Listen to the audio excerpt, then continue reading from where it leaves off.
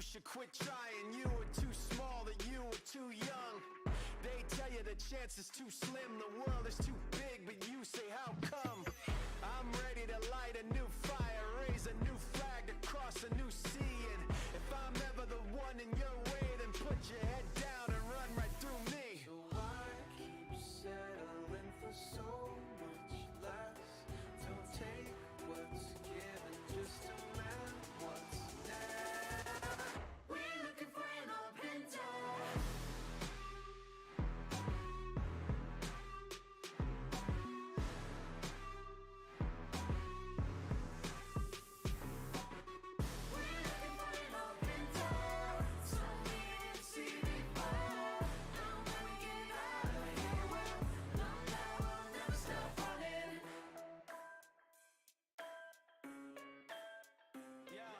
It's something like a shadow in the valley, colossal. Open up your eyes, young one, and be watchful. Behind closed doors, trying to write a new gospel. They are not God, they're not even apostles. I come with the dumb drum banging you breathless. Enemies freeze, left bent and defenseless. Straight for the chest of anybody against us. The more they resist it, the more that they tempt us. So why keep settling for so much less? Don't take what's given, just demand what's next. We're looking for an open.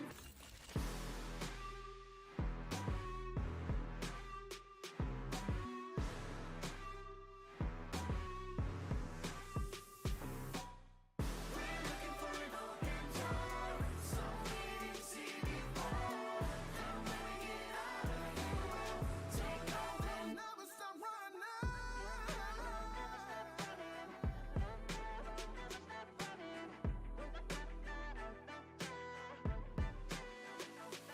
So why keep settling for so much less?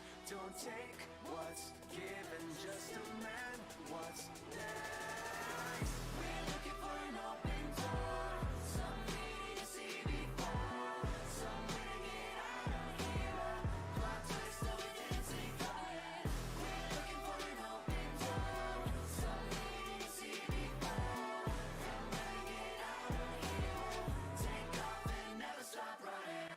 No, no, we'll never stop running. No, no, we'll never stop running. When we get that open door. No, no, we'll never stop running. No, no, we'll never stop running.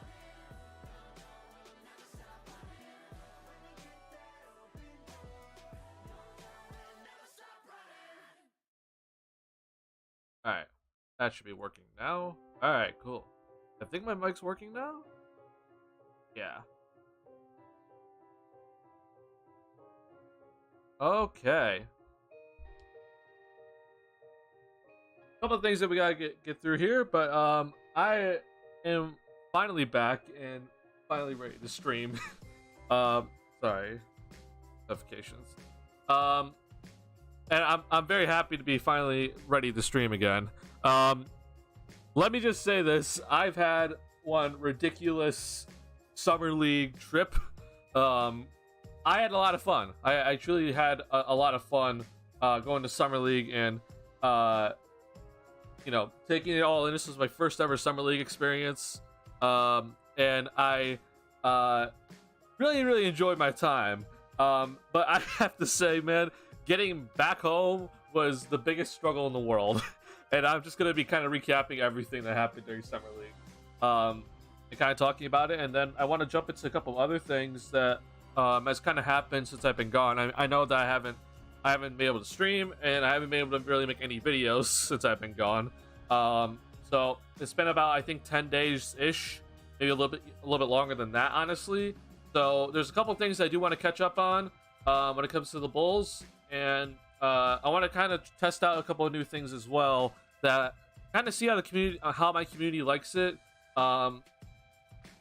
It's gonna be just potentially some like new content ideas that would be pretty cool. That I hope that you guys are gonna enjoy it overall. But first off, yes, again, I am back, and I did in fact meet Shamstrania. I'll get to the story in just a second, but one other thing that I think that we need to talk about is that I was officially accepted into the YouTube Partnership Program. So I'm very happy that that's officially done. I'm very excited about the YouTube Partnership Program. Now, this does not mean that I suddenly get revenue from ads. I still have to hit the 1,000 subscriber mark to get that sort of perk. But the biggest thing is that channel membership should be coming out in just a little bit here. I haven't exactly kind of figured out what I want to do with it. I'm not really too sure like how I'm gonna do channel memberships. But super chats I believe are on. I believe super likes are on as well, if that's even a thing. So super chats are officially on. So I'm happy to see that's finally up and running. Once again, I do not expect you guys to donate at all. I'm just happy to have this sort of thing running now. Because it's like, to me, it's like one step closer to getting to where I want to be, which is the ad revenue. I think is what my goal is at the end of the day. So just want to put that out there that we're officially starting to move forward in the YouTube Partnership Program. I've been kind of stuck at not being able to get into it all, but I'm officially into it, so I'm very happy to see that I was able to get into it.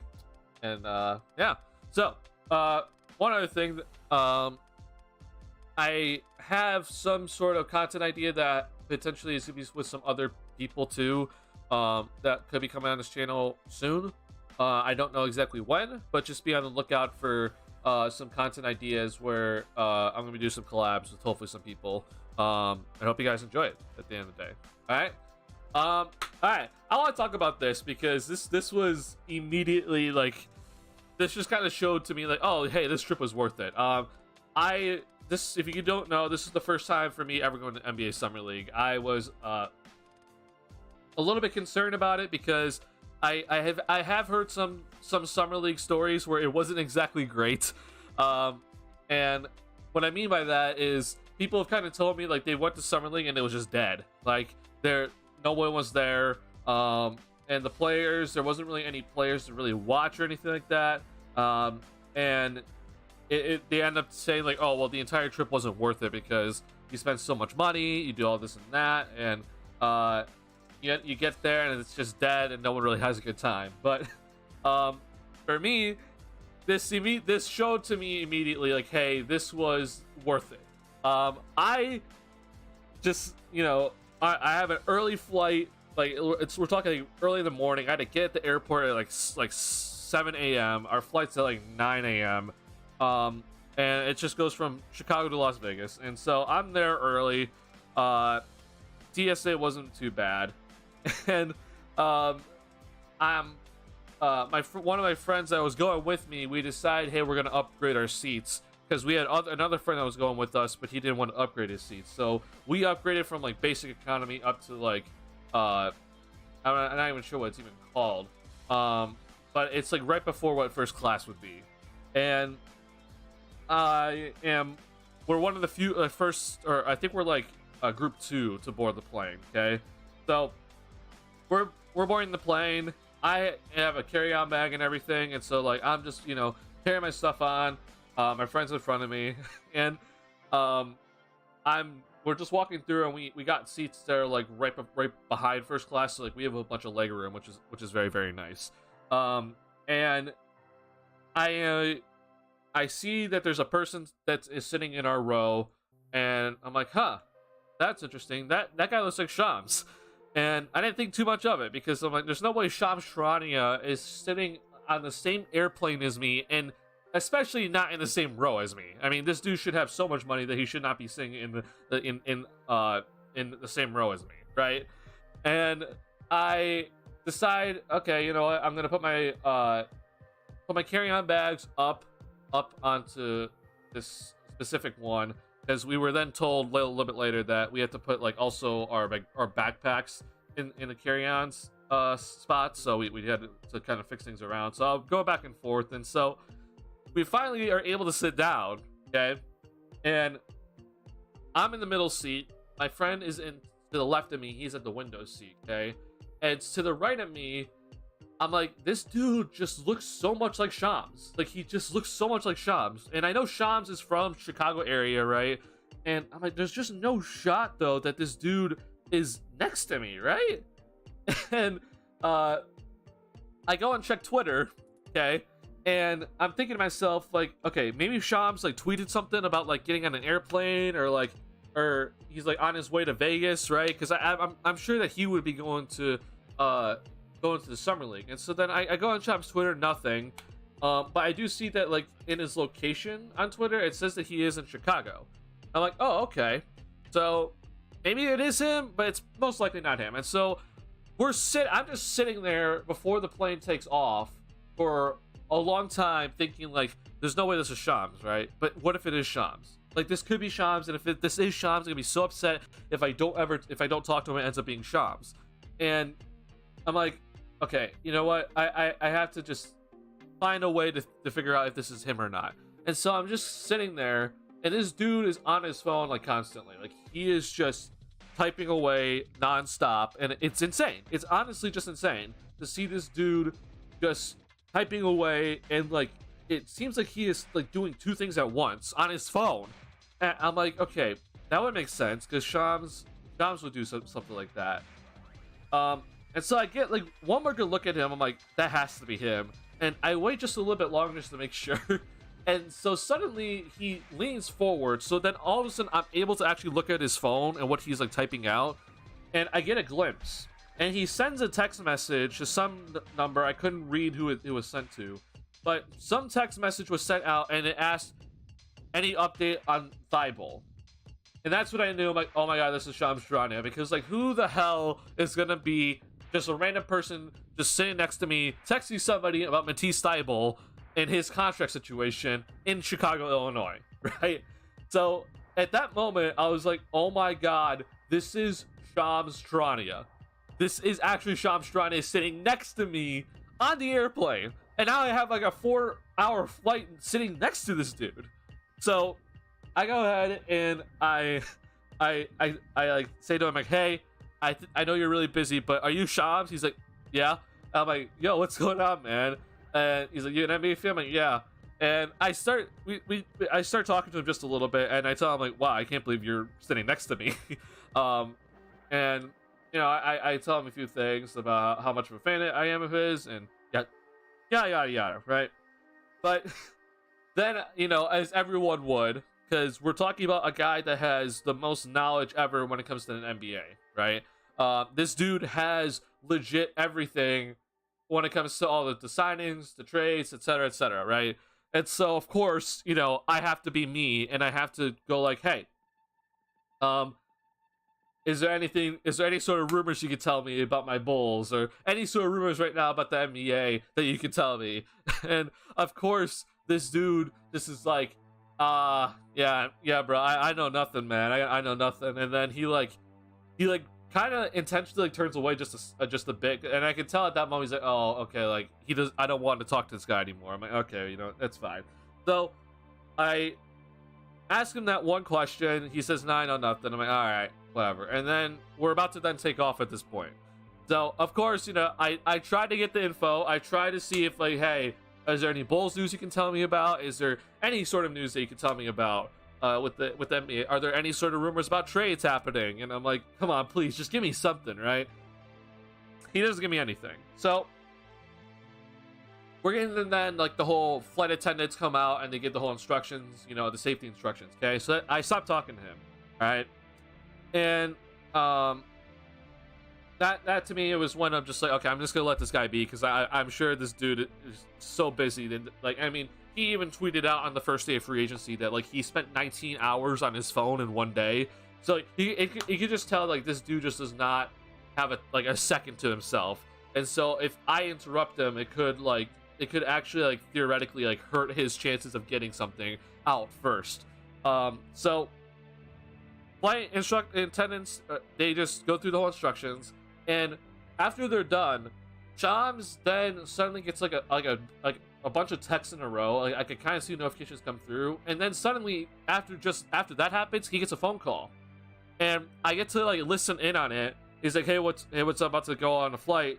And I don't really hear much of it, but I dig at the very end of it where he says, oh, okay, thank you so much. Hey, let me know what let me know how you want me to represent your agency in the tweet. I was like, wait a minute, this is so cool. I just witnessed some deal just got confirmed in front of me, and Shams just got the info, and he's about to tweet it out. So I tweeted out this here that Shams literally got the info about AJ Green and him signing a multi-year contract with the Milwaukee Bucks, and I got to actually hear that phone call go down. I got to hear it all go down, and I got to hear him say thank you to the agent, saying, like, how do you want me to represent you on the tweet, right? And so it makes a lot of sense. Agent Matt Polero of Promondo Sports, right? That's what the agent talked to him about, and that's how the agent wanted him represented in the tweet. And then I got to basically see Shams tweet this out. I was like, oh my god, this is so cool. I got to see how Shams works, and I got to see him tweet out this information live. So in a sense, I was kind of there when AJ Green got confirmed going to the Milwaukee Bucks in a multi-year deal, which I think is really, really awesome. I didn't ask him anything about it. It was just really, really cool just to see that this is what came out, and this is what Shams was able to confirm, sitting right next to me, right as we're about to take off.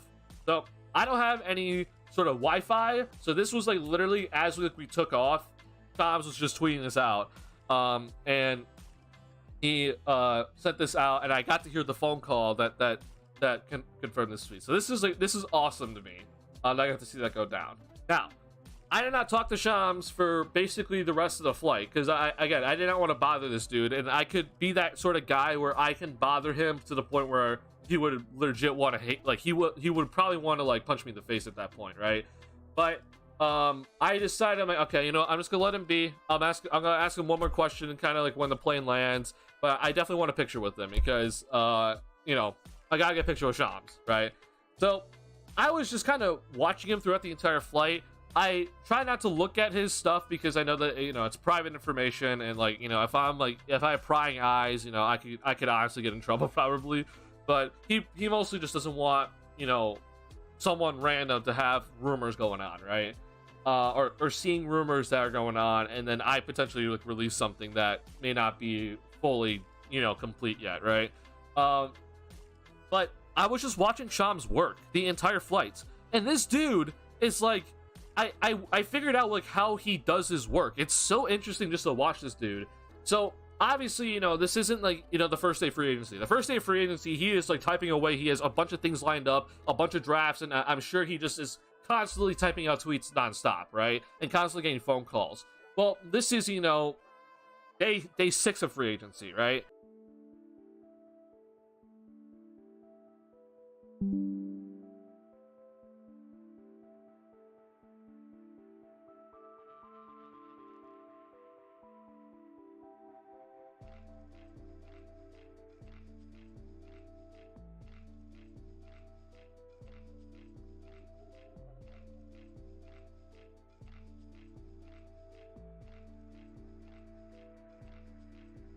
Okay, if you guys can still see me, hold on, sorry.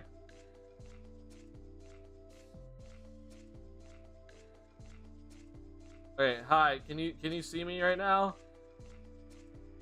Can you guys give me a thumbs up in chat if you can see me and hear me, because it just suddenly YouTube just said that my stream ended. But I don't think that's entirely true. All right, thank you. I appreciate it. I appreciate you guys. Okay, sorry about that. That was weird. So my frames dropped to 0.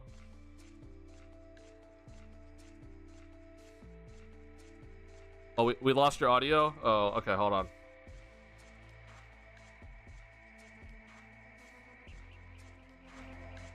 Can you guys hear the song okay? Like, are you able to hear the background music okay?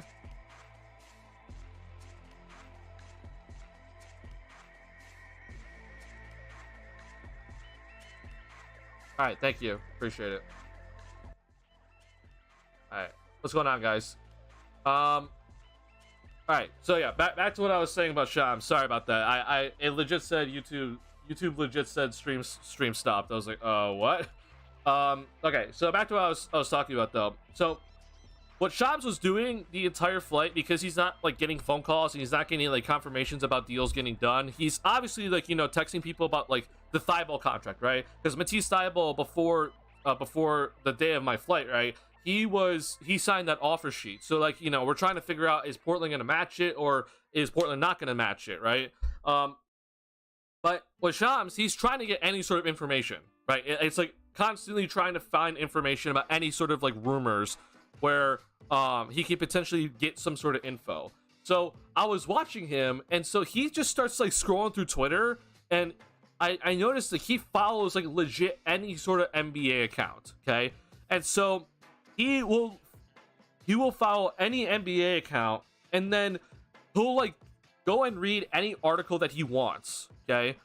And we're talking like just random articles that just are like from like no-name companies that just are saying like, hey, there's this rumor that that potentially this player and this team are talking about a contract, right?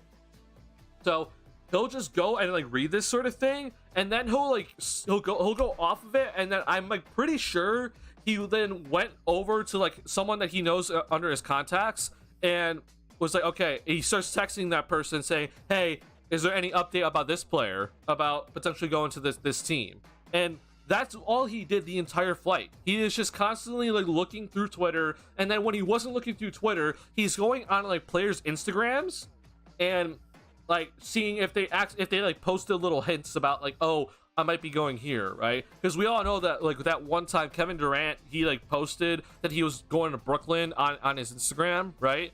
Like, so Shams is like on Instagram searching up players and seeing, oh, hey, maybe they posted a hint. Or here's the other part too, he is looking up players and seeing who they follow, because I saw him at one point, he was on Instagram and is just looking at a follower list, and I kind of figured out like, oh, he's looking to see if any of these players followed another player from another team.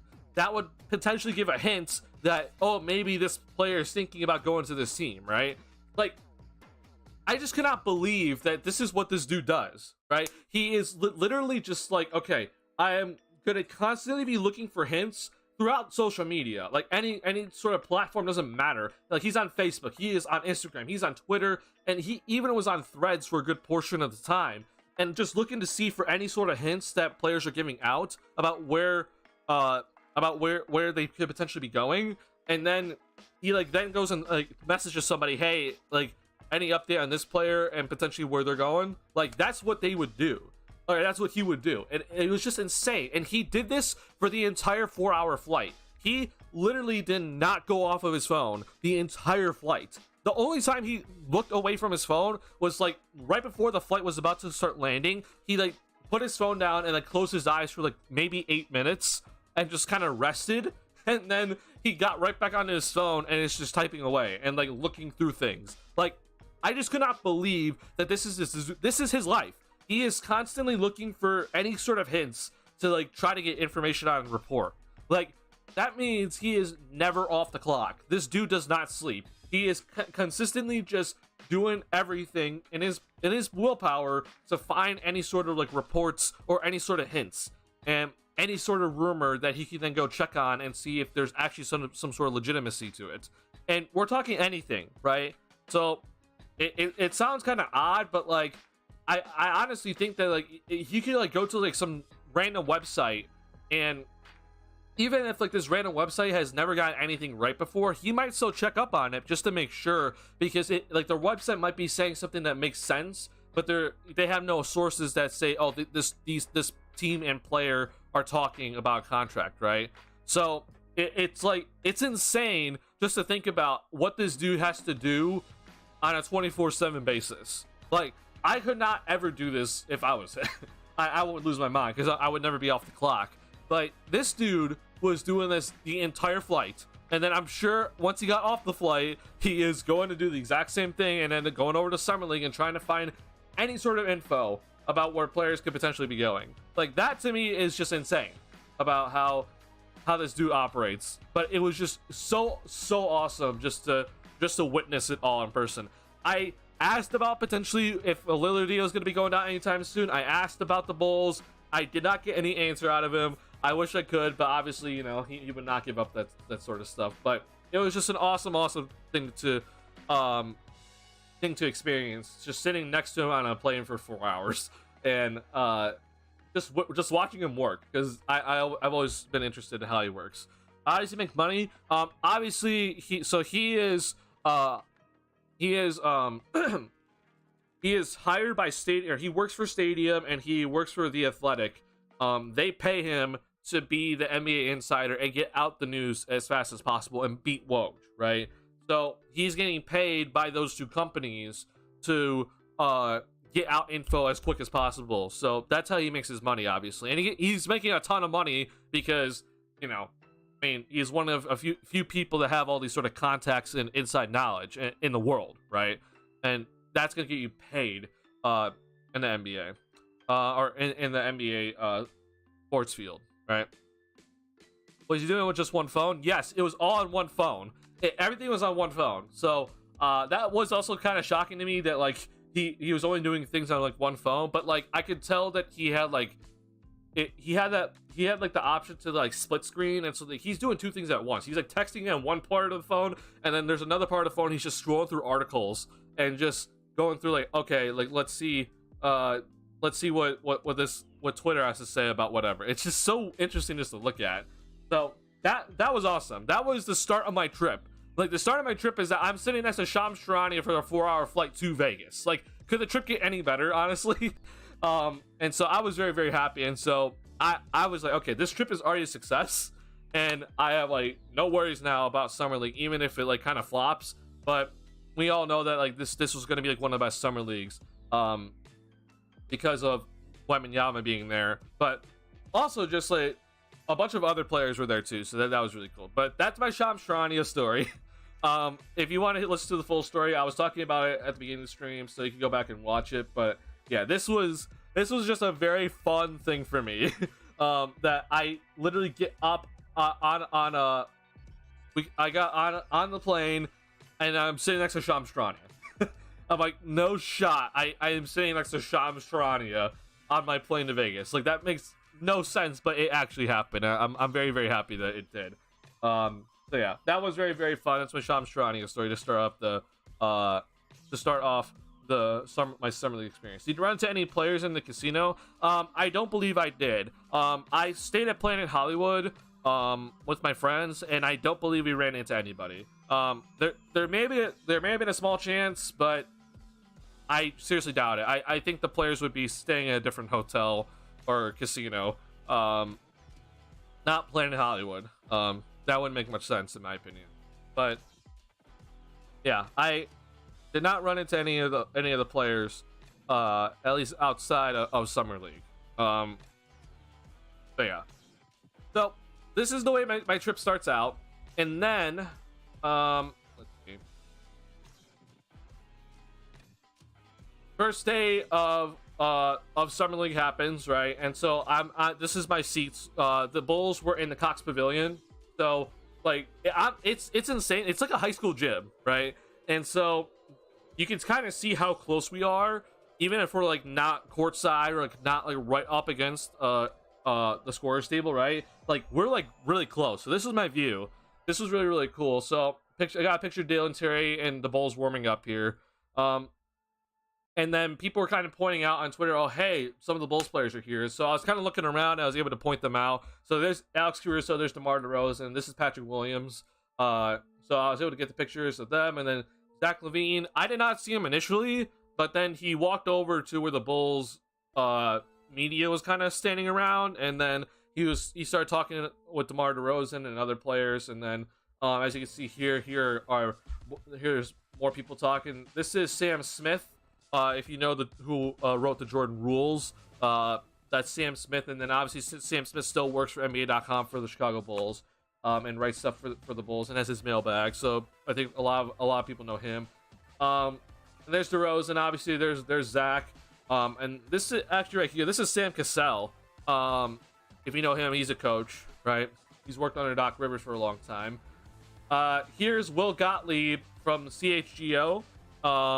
And he's like sitting here in the media part, so that was really cool. Yeah,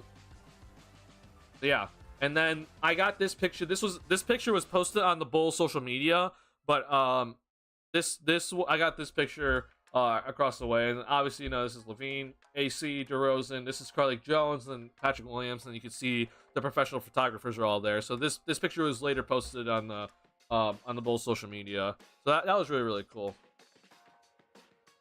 That's the best part about Summer League to me, how close you are to pro play in the game. Yeah, I mean, it's honestly just, it's a really fun experience just to kind of be around everybody. Like, you're not going to be able to talk to everybody, obviously, but it was just really cool just to kind of see all these guys, like, in the gym, all, we're all, like, in a close vicinity, and, like, everyone's talking and stuff like that. So that was really awesome. So,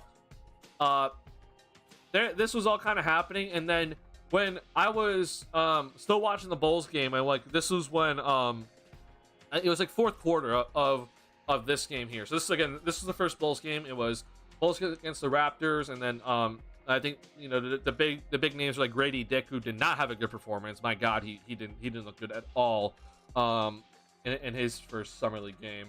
But the Bulls, we're looking at like Justin Lewis, Dalen Terry, Javon Freeman, Liberty, right?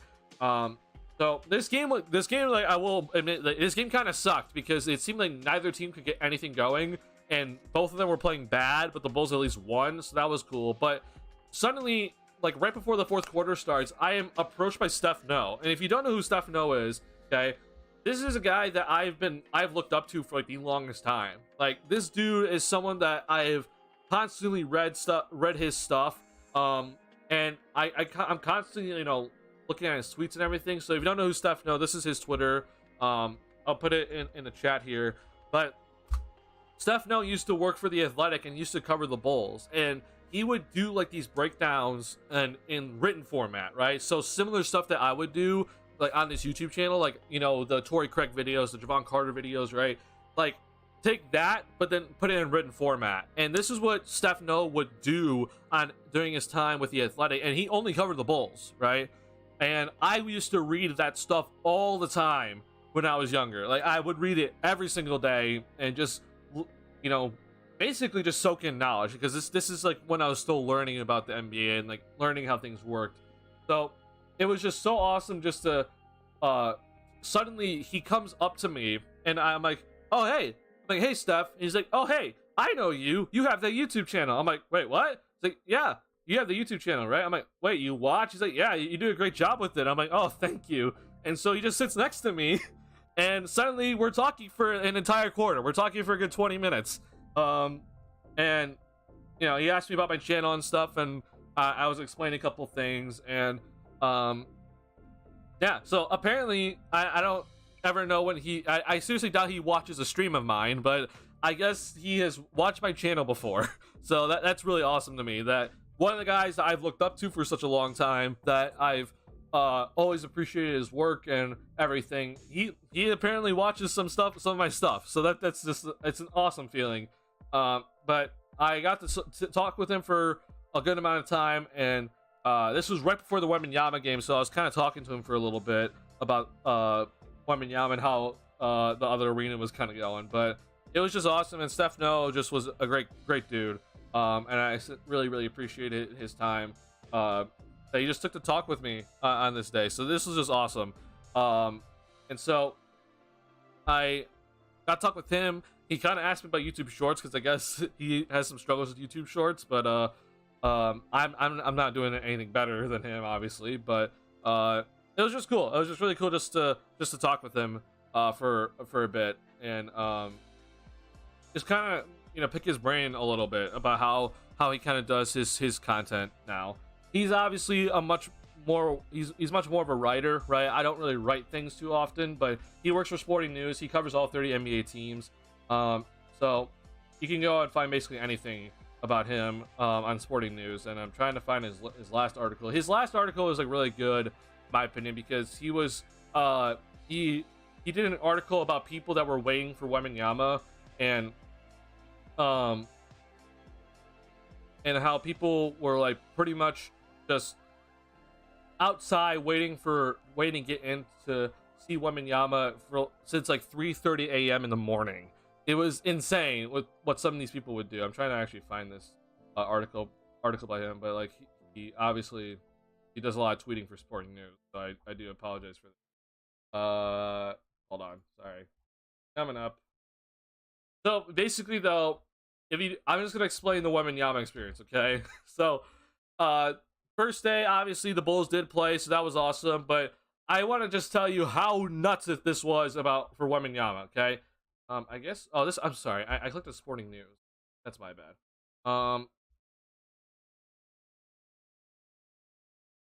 No, that's not it. Oh yeah. So he tweeted this out. Okay, this was day 3. So this was the second day that Wembanyama is gonna play. This was day 3 of the summer league. Okay. It's 97 degrees outside in Vegas. There's people starting lining up at as early as 3:15 a.m. to get into Wemmy's game. Okay. Now, if you don't know it was summer league, it's general admission. So first come, first serve. If you want to get the best seats, you got to get there early. All right. Now, I'll just tell you, you don't need to get there at 3:15 a.m. early, but I guess some people were doing that for some whatever reason. I don't know why. I think it's a pretty dumb thing to do, but people were doing this, all right? And so Stefano wrote an article about this eventually. Yeah, this was his article. So he interviewed a couple people about it, but the first day that we got there, all right? The first day of Summer League for Wembanyama's first game, it was nuts, okay? We got there, so if you don't know, games start at like, I think it was 12 for this day. Or no, sorry, it was 1:30. It was 1:30 Pacific for this day, okay? And we get there, all right, my friends and I, we get there basically at like 12, all right? So we're an hour and a half early, okay? And we get there, and I'm like, oh my god, the line. The line initially, like, okay, I'm like, okay, it's not too bad. But then, as we just kept looking at it, the line was basically surrounding Thomas and Mack and Cox Pavilion all the way. Like, it did like a complete circle around the entire stadium, all the way. It was insane. That we're talking an hour and a half before games start, and we see this entire line go around the stadium. And so we're like, basically we try to go the way of the line. We're thinking, okay, maybe like stops like halfway. So like we went with the line. It would have been faster for us if we just went the other way, because the line was that long. It was covering such a big part of the stadium. So we walked literally around Thomas and Mack and Cox Pavilion before we got to the end of the line, and we ended basically where we started, which was where the other line was right at the beginning. So that just explains to you the first day of Summer League. It was sold out, and people were there incredibly early, and Wembanyama doesn't play until 5 o'clock. Like, that's how nuts it was just to get in, all right? They finally opened up the gates like an hour early, in which I was like, or they opened it 45 minutes early. I thought they should have opened it earlier, but we were standing in like 100-degree heat for a good portion of the time.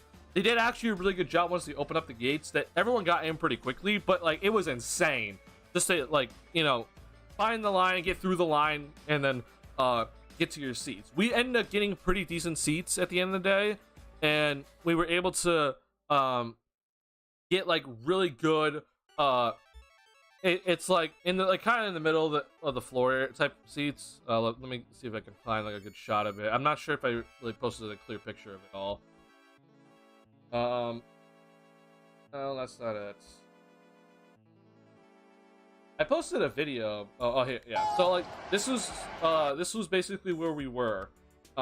It's kind of hard with the video because it's zoomed in a little bit, but like we got pretty good seats at the end of the day.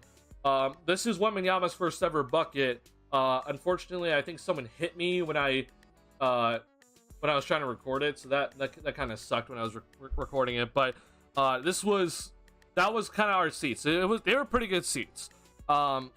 We had this whole thing though where I was, for me, I wasn't in Cox Pavilion to watch the Bulls, and so my friends had to save a seat for me, and they stayed in Thomas and Mack to save a seat for the Wembanyama game.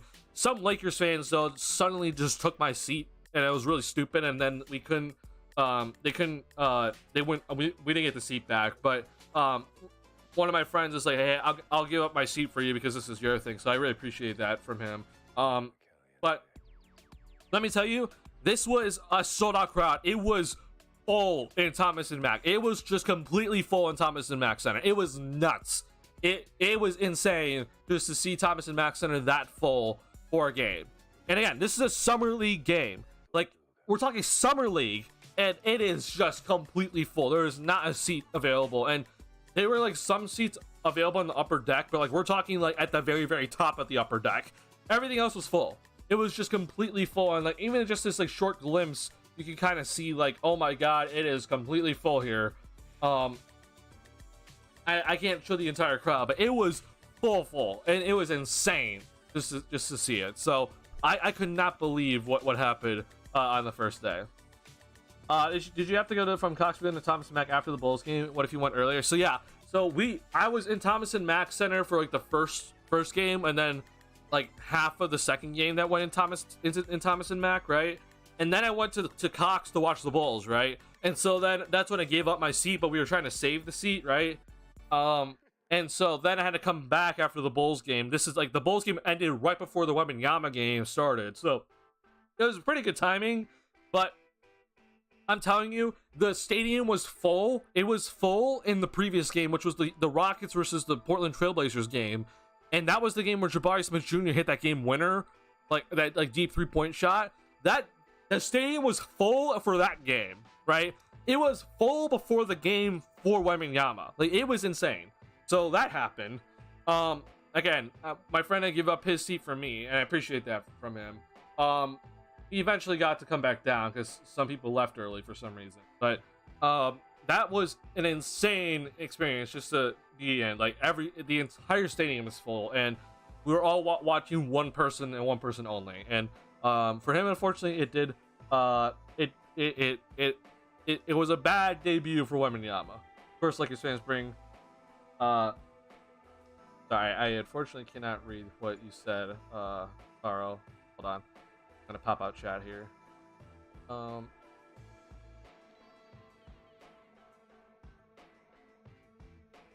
of course, Lakers fans bring a-holes. Yeah.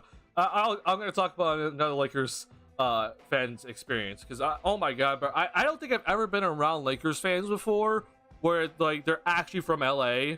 I'm gonna talk about that later. But Wembanyama's debut, okay, it kind of sucked.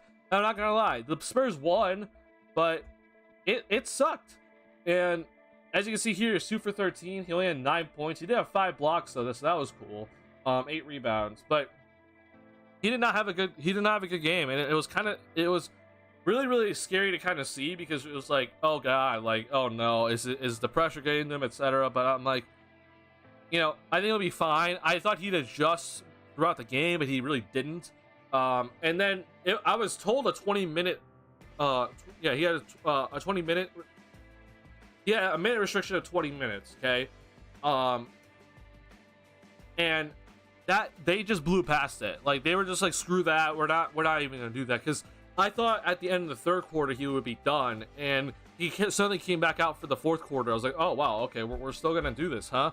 So this happened with Wembanyama, and we all saw it, right?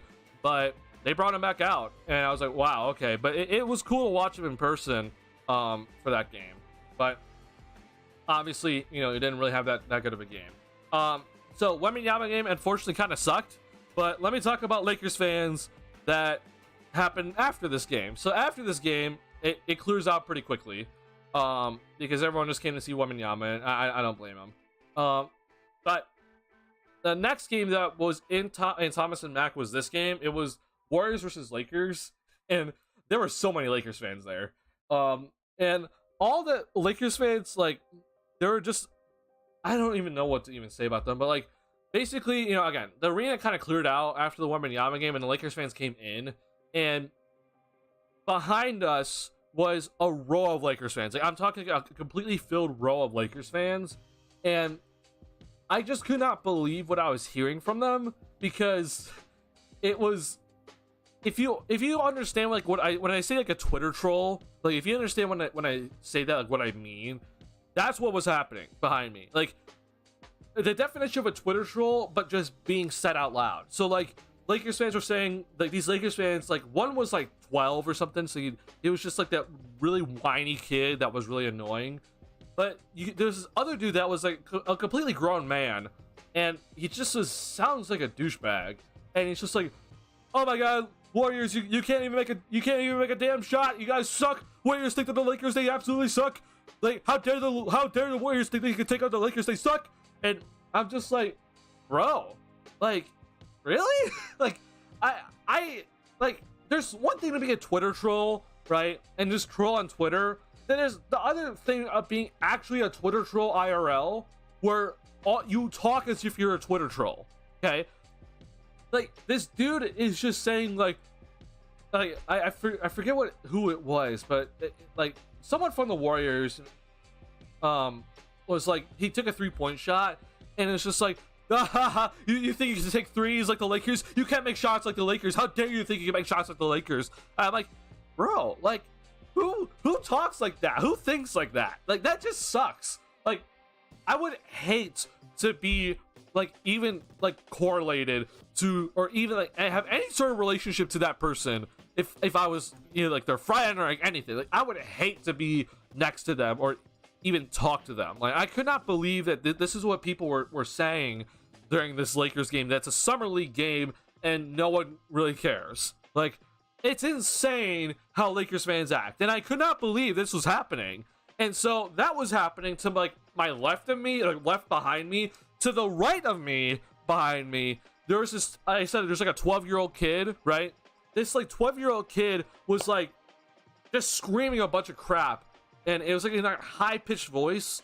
And his first thing he screamed out was, "Oh my God, is that Kendrick Nunn? Wait, is that Kendrick Nunn on the court? That's Kendrick Nunn on the court." I'm like, I'm sorry, bro. Kendrick Nunn is not playing in Summer League. The dude's like is either close to 30 or in his 30s. Okay, Kendrick Nunn is not playing in Summer League. Like, Jesus Christ. And like, no one corrected him. Like, and I think that was like the biggest part that like I was really upset about, because it just kind of showed like, oh, these guys, one, don't know what they're talking about, but then number two, they seriously just don't, like, these people that like they act as if they know everything. They didn't correct this kid. So this kid is basically just allowed to kind of say whatever and be like, yeah, I get to just say this, and there's like no consequence, or like I'm not gonna get corrected. And I'm like, oh my God, bro, this dude's just gonna be the most annoying person to talk to later in life when it comes to basketball, because he's just gonna say anything and then get away with it. This dude literally just said, "Oh my God, it's Kendrick Nunn in the court," and I'm like, bro, what are you talking about? Kendrick Nunn is not playing in Summer League. Oh, don't have to Google. Kendrick Nunn is 27. Oh, okay, yeah, there you go. By the way, he's not playing in Summer League, right? Okay, Brazil popular. Is it? I heard this pronounced many different ways. I actually heard it's pronounced Gay Santos. Now, I'm not sure if that's correct or not. But I think that's how it's said. From Golden State, from Brazil. He is the most impressive player from this Golden State Warriors Summer League, like JFL was for us. I agree with that. I was impressed with Santos a lot. I liked watching him, but I didn't really watch too much of the Warriors when I was there, honestly. But yeah, I did pay attention to him though, when I was watching the Warriors, and he looked really good. So I'm happy for him. That's the average casual sports fan for you. I only hang around here for. Sorry, hold on. My chat keeps bugging. I hang around here for that reason. Well, yeah, I don't blame you, man. And look, this is the reason why, like, I'm also trying to like create a community that's not about like, you know, casuals. Like, it just bothers me. Like, if you admit you're a casual, cool. Like, I have no issues with you. Like, you're a casual and you understand that. But when you act as if you know everything and you're actually a casual, like, I can't stand that. Like, you need to be corrected. But that happened, and I was like, oh my God, bro, like, this is ridiculous. And then suddenly, then after, there's this guy that was walking courtside, and he's like, oh my God, is that Aaron Donald? Aaron Donald's here. I'm like, no, Aaron Donald is not here. Okay, like, why would Aaron Donald be here? Like, I understand that Summer League brings out people, but it's mostly just NBA players at the end of the day, right? Like, Aaron Donald is not here. watching a random summer league basketball game between the Warriors and the Lakers. Okay, that does not happen. It just was so annoying just to listen to that. But yeah, that happened, and I was like, oh my god, all right, buddy. And so we kind of left like kind of midway through the third quarter because it was getting so annoying. From the Lakers fans, like I did not want to be surrounded by them anymore. So that was basically day one of my summer league experience. Like I had a great time, even though Wembanyama kind of sucked that day. Obviously, you know, watching the Bulls in person up close was awesome. I talked to Steph No, and then, you know, the day before I met Shams Charania on a plane. Like it was insane just the first 2 days. Day two happened. I, you know, went and watched the Bulls again. That day was insane because the first game was Philly versus New York, and it was in Cox Pavilion. I don't know why they put it in Cox, because Cox Pavilion was filled up completely, and that gymnasium only holds like 3,000 people, I think, or something like that. So the first game of the day, it was filled, and we weren't allowed to get into Cox while the game was going on. So that was stupid. I got to talk to Steph No again, as we were kind of waiting in line to get into Cox Pavilion for the Bulls game, and we were able to get in, so that was really cool. And obviously then that was kind of when Javon Freeman Liberty kind of went off, and that was a fun experience just to watch. If you guys don't know, I mentioned this so many times, but I'm from DePaul, and Javon Freeman Liberty went to DePaul, right? So it's just really cool to see a DePaul player, one, obviously play for hometown team, but then two, you know, perform really well, right? So watching Javon Freeman Liberty was awesome, and just seeing the guys up close was really cool. And so I believe this was day two. Yeah, here's my seat in day two. It's very similar to day one seat, obviously. And so then I was able to get this picture because I was sitting right across from them. This is Torrey Craig. I wasn't 100% sure when I took this picture, but this is Torrey Craig. Obviously new Bull, and his signing just became official the other day. There's DeRozan, there's Patrick Williams, and then there's Kobe White. If you're wondering where Zach LaVine was, Zach LaVine, I was wondering where he was when this was happening, but he went to the Celebrity All-Star game in Seattle, for baseball. So that was happening, and Zach hit a home run. So congrats to him. So that happened, obviously. I then went pretty much every single day I was there. My friends only went the first 3 days, and then my friend David, who's been on this channel before, he went day 4 with me. So that was really cool. But then I also then went day 5 by myself, just because I wanted just to be there. I mean, hey man, like if I'm there, I'm gonna be there. So I went pretty much every single day I could. So that was awesome. So yeah, I then took this picture of Taco Fall just to show you how big this dude is. I think we all know Taco Fall, and then we know he's huge, but when you see this dude in person, it's a whole different thing. Yeah, this was Taco Fall in person, so that was cool to watch. And Taco Fall, he had some struggles, but then he had this one game where he played really well, so that was really cool to watch. And then this was day 5 of Summer League. This was game 3 for the Bulls. This was obviously my last day. And then I was able to spot Billy Donovan right here, courtside, and then to the all the way left, like here area, Arturas Karnisovas was sitting there. I think we all spotted him on the broadcast, because like they pointed him out, but he was like wearing this hat and was like covering his face. But yeah, he wasn't slick with it, but I was able to spot him out and everything. So either way though, I mean, hey man, I'm a basketball person. I just get to spend the entire day watching basketball games, and I get to pick which ones I want to watch too. I mean, it couldn't get any better, honestly. So that was really, really fun. Did you see Wembanyama in person? I did. Yes, I watched Wembanyama, obviously, in his debut. This was his first basket. I recorded it live. And he had some struggles this game. And then I did watch Wembanyama in his second game, where he performed really, really well. And this was a really fun game to watch. This one right here. It's unfortunate Scoot Henderson didn't play, which I think it's a smart decision by Portland, because he had a shoulder issue. But Wembanyama was going nuts in this game, and this was just awesome, right?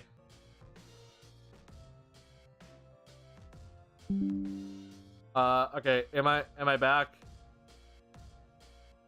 Sorry, hold on.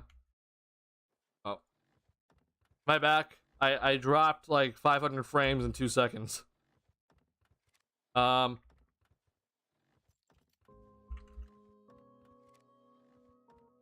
All right, thank you. I appreciate it, Taro. Yeah, I don't know what's going on. My internet is being a problem today.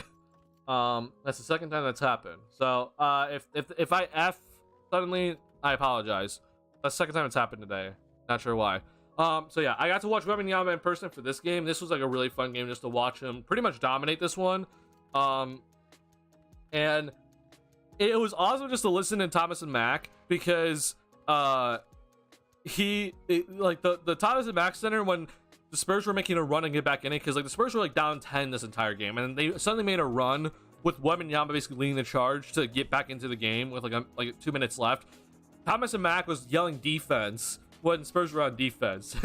Like, obviously, you know, we're in neutral territory, right? But everybody just wanted to see Wembanyama just win, and it was just such a cool experience, just like everybody yelling defense and everyone cheering for Wembanyama. Unfortunately, this dude right here, Malachi Branham, decided to take a 3-point shot like with like a minute left to go, and Wembanyama had like a mismatch in the post. I was like, bro, you're not the main character, dog. Like, you're 1 for 16 before that shot. You then shot it, and you're 1 for 17 after. 1 of 8 from 3-point range. How dare you take that shot? Like, he should have been fined on the spot. But, you know, guys just have to be guys and try to get their spotlight moment, which was stupid.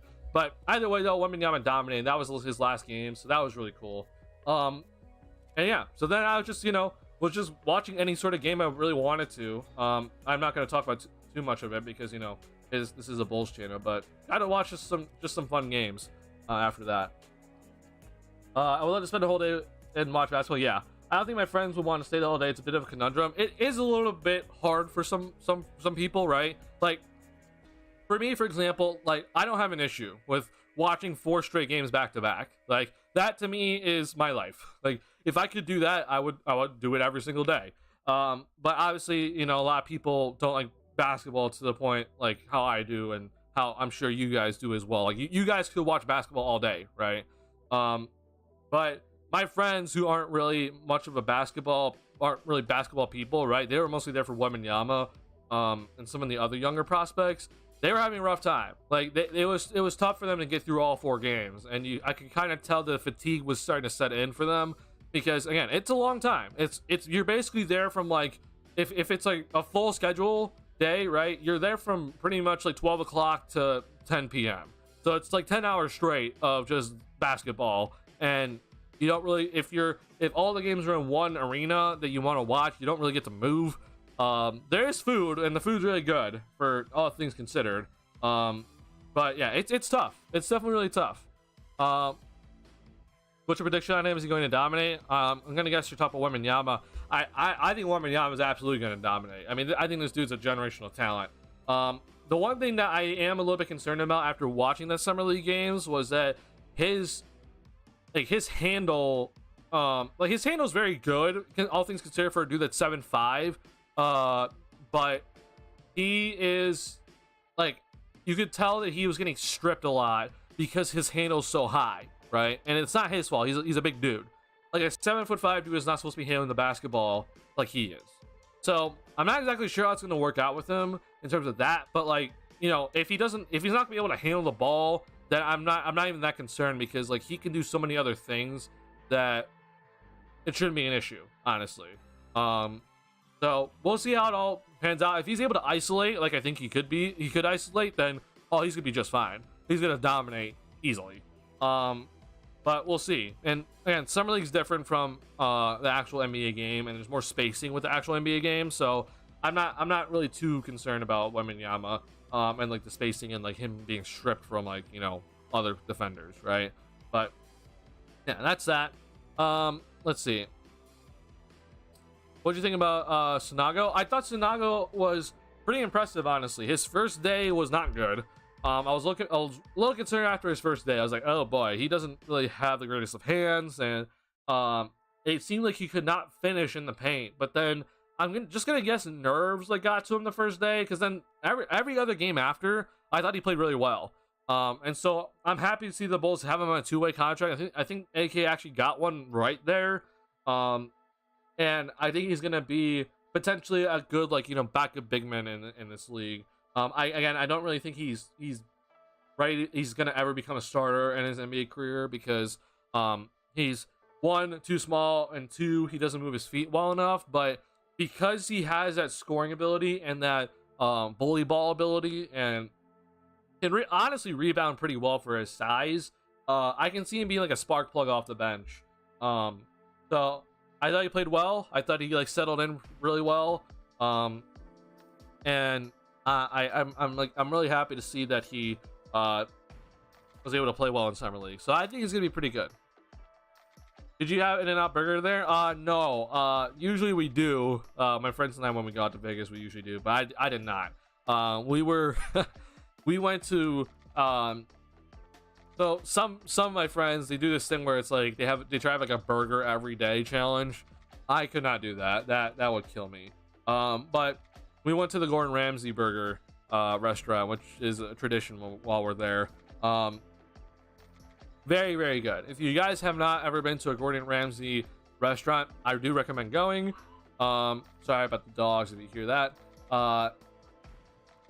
Yeah, I'm sorry, dogs are barking behind me.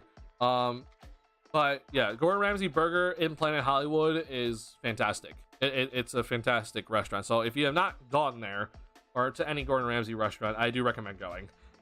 It's a very, very, very a very good experience. So yeah, I'm always happy to go there. And then there are other places too. I forget. Oh god, the first day.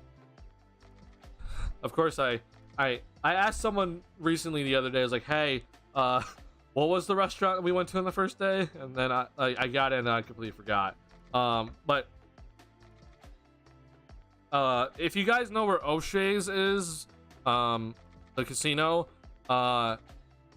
it's like on that little area, that like little walking area. But like this restaurant like has like, you can like basically order anything from that restaurant, and it's really good food, and it's like not even like that bad of a price. Like you can get like really solid food for like 20-25 bucks, and it's like we're talking like really, really good food. Like I got like a grilled cheese with like tomato and like bacon with it, and like tomato soup as well, and it was really good.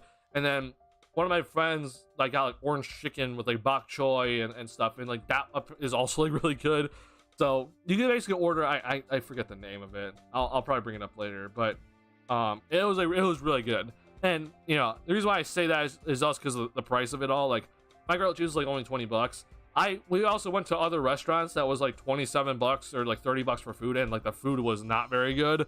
And that was like in like different casinos. But yeah, I mean, if you know the places to get food in Vegas, it's definitely worth it.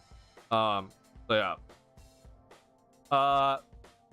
Let's see. Yeah, backup 5, special ability, small ball diamond. Oh yeah, I do agree that Odama Sanago fits into the small ball Billy Donovan scheme. Yeah, I 100% agree with that. Again, I don't expect Sanago to be like in the NBA this year or obviously even next year. He's obviously not going to be on the team much this year, if at all, because he's on a two-way contract, so he's going to be in the G League mostly. But even next year, I don't really see it unless he like really develops a lot in the G League suddenly this year. But I honestly don't really see it. I think he's like, you know, probably 2 years out from being sort of anything, honestly. So yeah, I'm not expecting too much from him again, but he does seem to improve every single year. So if he continues at this rate, then I think we're looking at him in like 2 years. He'll be like in the NBA as like a backup dude. But again, right now, no. Customer service is usually always excellent in Vegas. Love the restaurants there. Yes, customer service is usually really good. I think we only had one bad experience, but again, this was a casino that we weren't even really a part of. It was just for that day. But yeah, customer service was really great, and I was very thankful for very nice people serving us and everything. All right, so that was pretty much all my Vegas stuff, and then all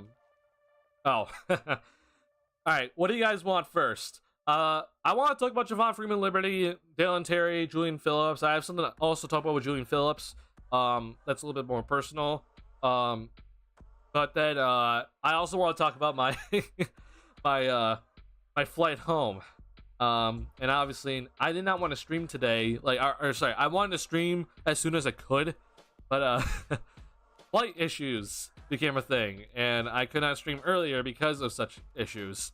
So what do you guys want first? Do you guys want me to kind of talk about some of the players first, or do you want me to wrap up my trip and talk about my experience with the flight back home?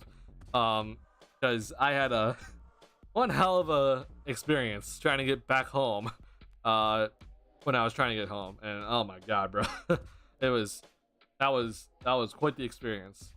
Experience the flight back home. All right. Okay, so you guys know, in the Chicago area, there was that day where we had tornadoes going through, right? We had multiple tornadoes touch down. I'm not exactly sure which day it was. I'm pretty sure it was the 13th. I mean, it was the 12th. I'm not 100% sure, but there was this day in Chicago, okay, that we had, like, I think it was confirmed, like 13 tornadoes touched down in like the Chicago area, and like not Chicago itself, but like Chicago area.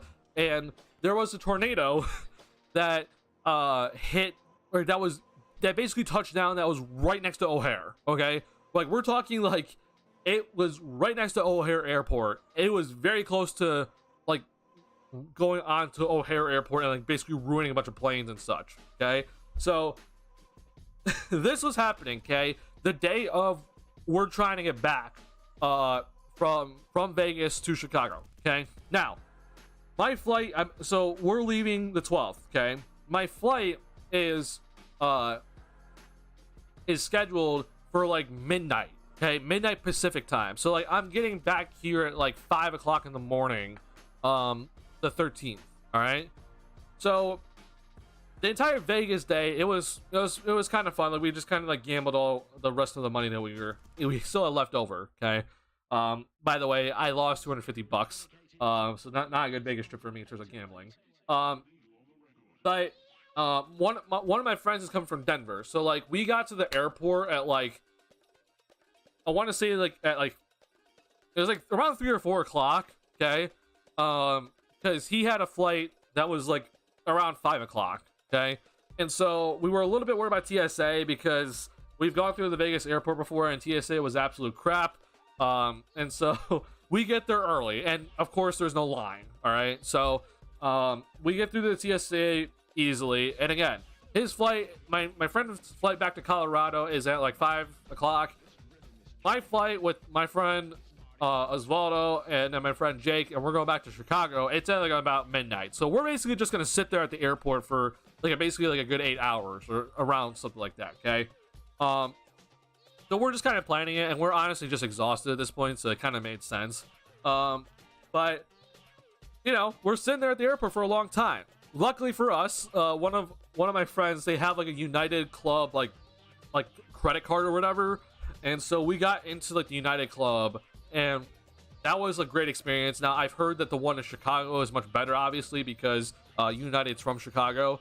But the United Club in Vegas is pretty good. It's not the best, I would say, but it's very, very nice. Better air conditioning than the rest of the airport. So we got in there for free. That was awesome. And they had like really good food there. Okay, and the best part about it, and honestly, was honestly the air conditioning. But then number two, like the seats have like they're like leather seats that are like pretty comfy, and then there's like outlets next to the seats that are accessible for every single seat. So that was awesome because in Vegas airport there is like no outlets anywhere. It sucks, but at least for United Club you have all the outlets you want. So that was good.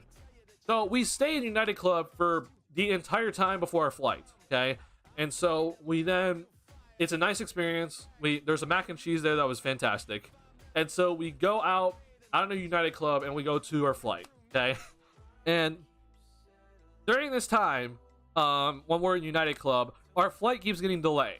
It initially got delayed by an hour, and we're talking like it was initially delayed by an hour when the tornadoes were running through O'Hare.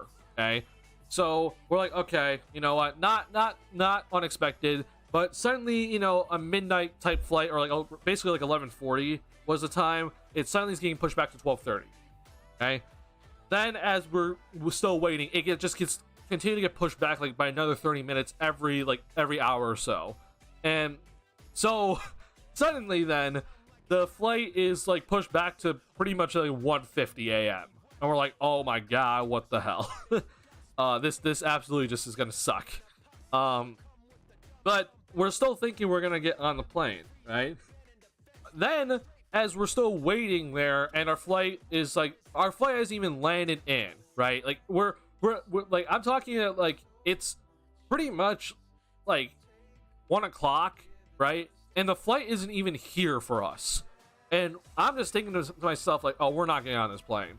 Like, there's just no shot because the flight isn't even here, and it's like pretty much already late, and we were already delayed by a while. And the reason why it was delayed was because it's coming from O'Hare, and then O'Hare had that whole hiccup with the tornadoes and everything. So they had basically planes kind of just circling the airport until the tornadoes went away. And that basically delayed them for 2 hours. And then, of course, you know, trying to get back to Las Vegas, there's just, of course, more delay. So our gate gets changed suddenly. And so you see just a bunch of people go from one gate and then like across like this whole section to like another gate. The plane finally lands, and there's like not even like a bunch, like not even a lot of people come out, but like people come out, and I then see the pilot come out, and that's when I knew, oh, we're screwed. Like, why is the pilot coming out? There's no reason for the pilot to come out right now. And I'm like, oh boy, it's now 1:30, okay? And again, flight's supposed to be boarding now. We're supposed to be taking off at like 1:50, and we're just sitting there. And then finally, at like about 1:40, the pilot gets on like the PA comm for the area, and is like, okay, folks, listen, we don't have enough flight attendants to run this flight right now. We're making a bunch of calls, but our flight attendants that were supposed to be on this flight, they had to go home because they already worked their hours. So right now it looks like this flight isn't going to be taking off anytime soon. We'll update you as soon as we can, but we're looking for flight attendants and making calls right now. And that's when it's like, oh boy, we're 100% not getting on this plane now. So he makes that call out. Okay, the pilot himself makes that call out. It's like, oh my god. Then 3 minutes later, someone from United gets on a PA system, is like, okay folks, look, this flight is not canceled officially, but it's 100% just going to be canceled, so just come on up here. We're gonna reschedule your flights and everything, and we're gonna try to get you a hotel for the night. And it's like, oh boy. So one of my friends, he gets up in line and he does it all. I'm just thankful for that because I was exhausted at this point. I'm not done because this is not even like the craziest part about it, right?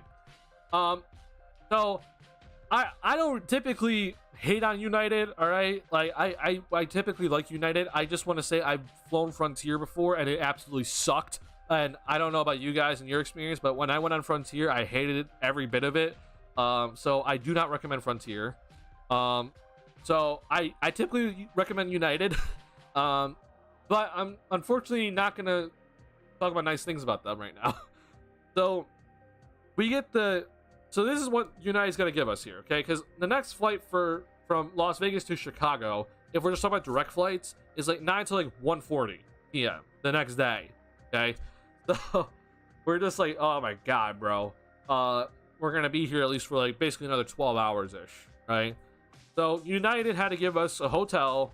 They gave us they moved our flights, or gave us new tickets for our new flights, and then they had to give us food vouchers and then taxi vouchers, right? So that itself I do appreciate from United, because I'm also aware that some airlines, they would just like cancel the flight until like for like 7 hours or whatever, and they won't even give people like the hotel, right? But United gave us the hotel. The problem was that when they gave us, like my friend and me, the hotel, like they sent us like a link, right? And we're supposed to like get this hotel from this link, and every time we would click the link, it wasn't working. And like this link is supposed to like find hotels that United will pay for, and it wasn't working. So this was going on, and we get through the line, and then we're like, our hotel thing isn't working right now. Like we don't have a hotel. Like we obviously could just go and find a hotel and pay for it ourselves, but like we're not gonna do that, right? So we I then so like again we went through the initial line of everyone rescheduling with United, and so then I went back in the line and was like, hey, I don't have a hotel, like this is the link that you guys sent us and it's not working. And so they had to recheck everything, obviously making sure like I'm not making things up. So they recheck it all, and so this guy who was very nice to me, he was like, okay, well, I need to talk to somebody else. And so he then talked to someone that's above him that was helping other people, and they were like, okay, wait, like they were trying to figure it out. And then this lady that was also helping people was like pretty much like, she was incredibly rude from United. And she was like, she looked over with what these guys were doing to help me, and she's like, wait a minute, no, Duncan already came through this line. Duncan already came through it, and he should already have his hotel. I don't know what he's doing right now, but he already came through. And I'm like, bro, what? First off, again, I have never gone through the line before, right? My friend went through the line, okay? But then number two, this woman is not, like, she's basically saying that I'm screwing up and like it's like, talking down on me. I'm right there, but she's not looking at me. She's just like basically talking crap about me and what I'm doing to her coworkers, and I'm just standing there. And I'm like, listen, like I didn't say anything. I was just like really upset that she did that, but like in my head I'm thinking to myself, like, look, if you have an issue with me, like just tell me please. Like, I'm right here. If there's something wrong, then just tell it straight to my face. I heard you what you said, so it's gonna make no difference. Just tell me. So that happened. I'm just upset with only her. But the guy that I initially talked to, and then his co-worker, I think it was his boss that was ahead of him, they were both very nice and helped me out. And so we get this hotel. He sends us a new link. We get the hotel, and we're finally on our way. All right. It doesn't end there. So at this point now, it's close to 3 o'clock in the airport.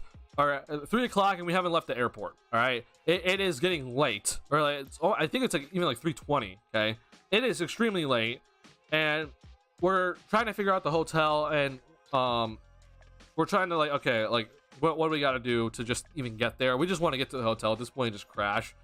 But we go out and we look for the taxi, and the taxi's there, and we're like, okay, thank God, taxi's here. And again, we got taxi vouchers. All right, so we get into the taxi, and I tell the taxi driver, hey, this is the hotel address, and he puts it in. Okay, and he's like, okay. And so we hand him one of our taxi vouchers, and this guy has like this accent, and so it's like kind of hard to understand him, but he's like, wait, 17 miles, this isn't gonna work.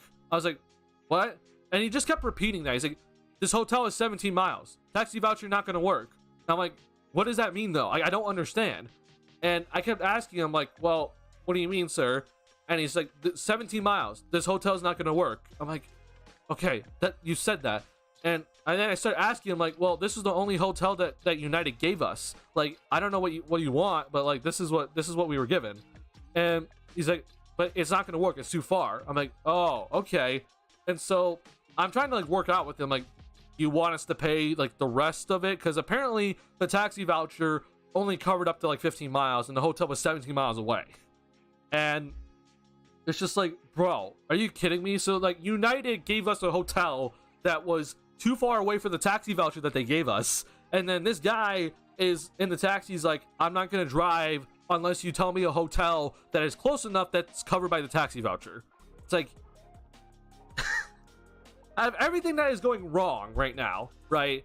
Like our flight got canceled. We were at the airport for forever, where we had to reschedule everything. We could not get a hotel initially from these guys, and now our taxi driver is telling us that, hey, he's not gonna drive unless he tells us a hotel that is within the taxi voucher. Like, are you kidding me?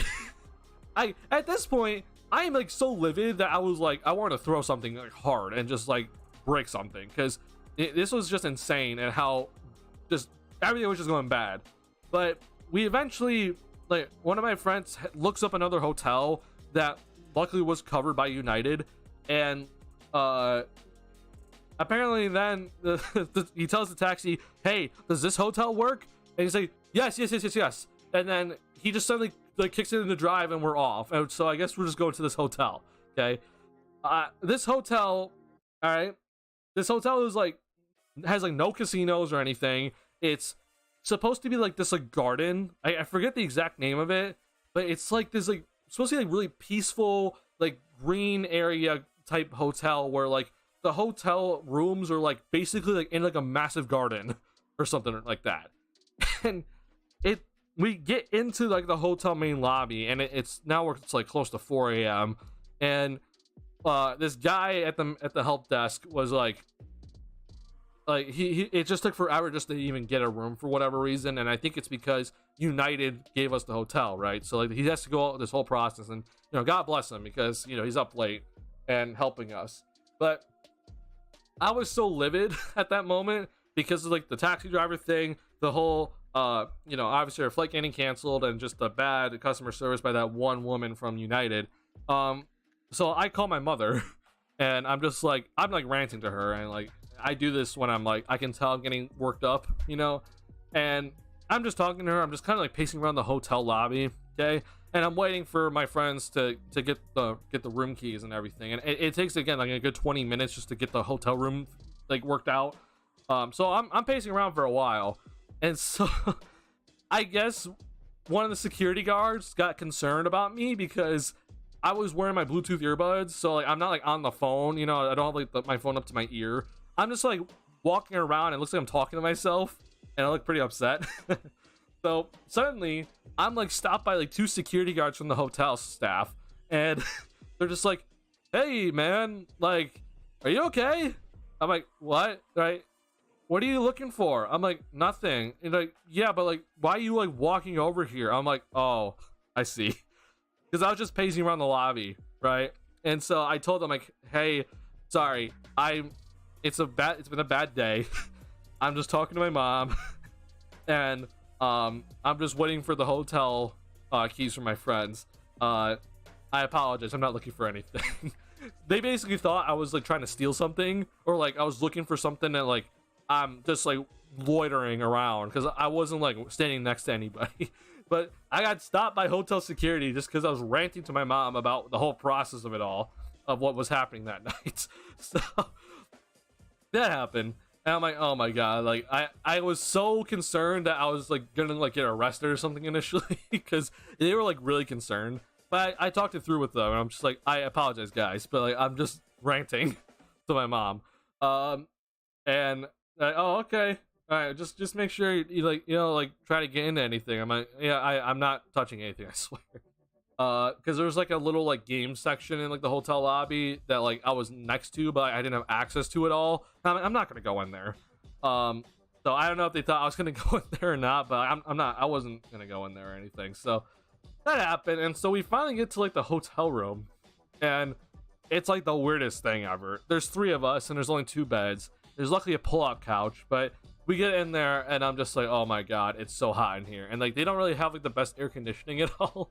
Again, we did not want to be here. This was not planned. This is not a planned hotel visit, but eventually the air conditioning does kick on, and we go to sleep and we get like, I think maybe like not even 3 hours or 4 hours of rest because we had to order food because we haven't eaten at all. We were then kicked out by hotel staff at like 10 o'clock, and our flight back home was at like 1:40, and it was just insane that like we basically just went through like 48 hours of just or like, I guess it's like close to like 36 or whatever, of like absolute just hell. Where we were at the airport for a long time, just sitting there. Flight gets canceled, hotel issues, can't figure everything out with United. Our taxi voucher doesn't work apparently for whatever hotel we were given, and then the hotel in itself was also kind of a whole process. That was just trying to get home. Luckily for me, we were able to get to the 1:40 flight.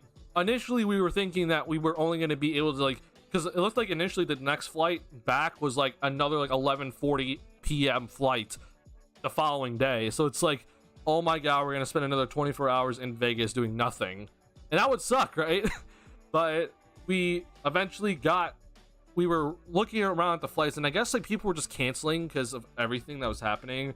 And we were able to get to the 1:40 flight. Apparently also though, my friend apparently upgraded us like first class seats, and so he was like really upset because we were not able to get first class seats for the flight back home, the like rescheduled flight, but he was doing first class seats for the initial flight home, and we don't get our money back if we, you know, change seats, and we don't get first class on the flight back, right? We don't like get money in return. So unfortunately it was wasting money.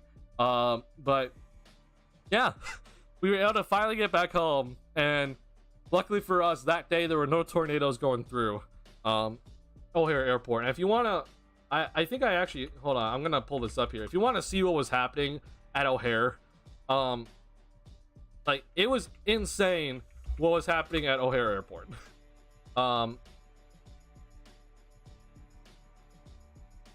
There were like these like little like supercells that was going on in Illinois, and this was a picture of O'Hare Airport, okay, when the tornadoes were going through.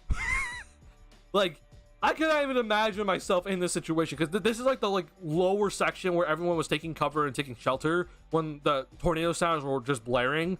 So as everybody is trying to leave or go through the airport, everyone had to suddenly just stop and just go into this underground section area. And look at this, bro. Like, this was happening when we were still in Vegas and we were trying to get back to this airport. But can you imagine, bro? Like, can you actually imagine that this was all happening? Like, oh my god. I was actually just kind of happy when I thought about it later. I was like, you know what? Like, I'm not entirely sure what would have happened if we got back at 5 a.m. I'm gonna guess that the traffic wasn't, you know, all this stuff wasn't there anymore, obviously. But I'm just happy we missed it, because I would not have been happy in this sort of situation where everyone is just in this one section just waiting around. Like, it is insane what was happening at O'Hare. And that's the reason why there's a bunch of flights delayed, because there's this whole crowd that was happening. Now I want to see if I can pull up the tornado that was like very close by.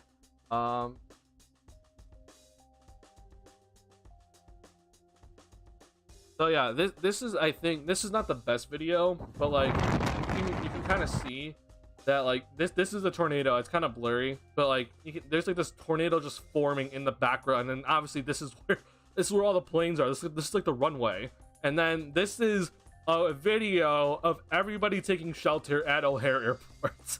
It's just everybody is packed in this one section, and it's insane. But yeah, I was just like, man, thank God we missed it, because that would have been absolutely hell trying to figure out everything. But yeah, we were able to miss it. But that's my whole story of getting back, and my god, was my sleep schedule ruined. My sleep schedule was just ruined for, I honestly think it's still ruined. I'm still not like sleeping exactly at normal times. But yeah, this was an insane just trip. I loved the beginning of the trip. Obviously saw Shams. I had a great time with my friends. With, you know, we did a lot of things together. We obviously gambled our money away together. I have one friend who is very good at blackjack for whatever reason. The gods love him. We have this saying that God has favorites. And this dude like left Vegas like up like 3K because of blackjack, and I'm just like, are you kidding me? And he went to like the high limit tables too, and he still won, and I'm still upset about that.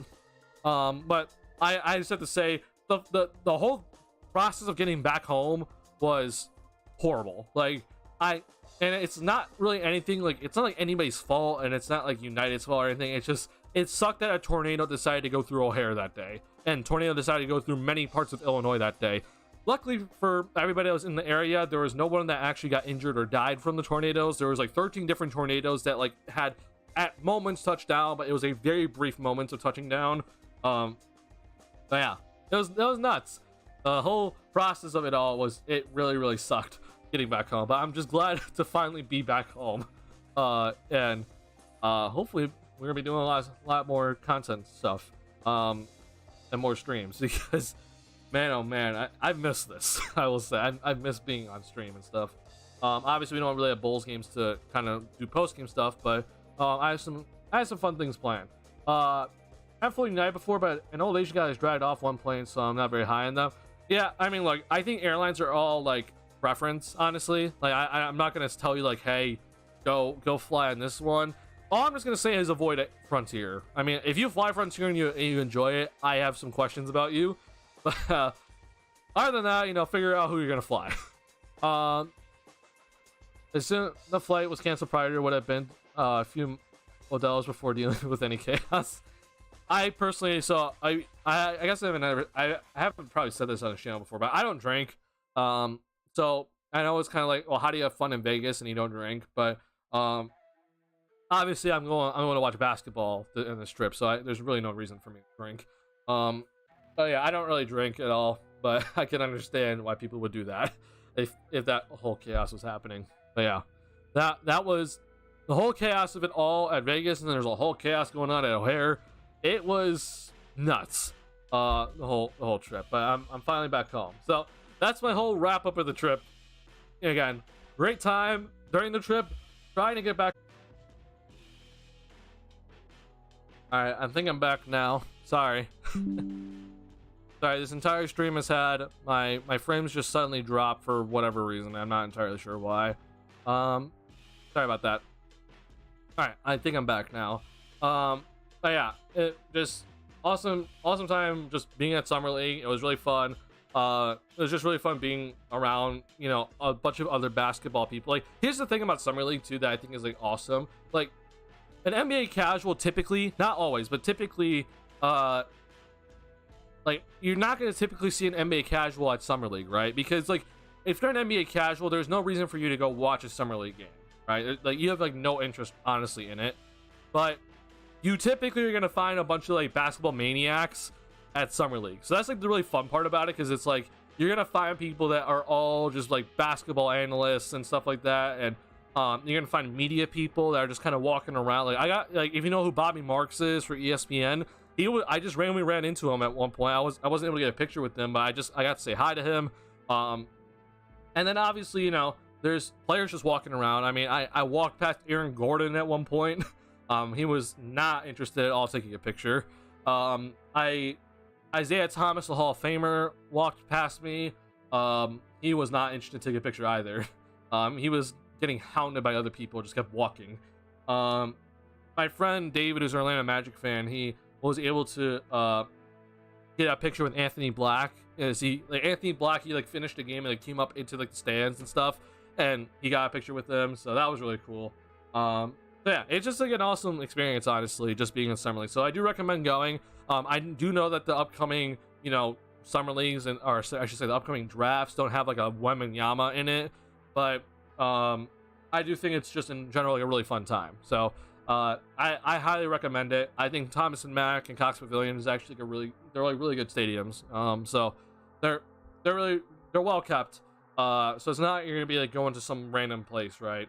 And they do a really good job there at making sure everything's smooth and the lines aren't too long, etc., etc. So each day was $62 for tickets. They say $45, but there's like a $17 fee for some reason for each ticket. It's like a payment fee.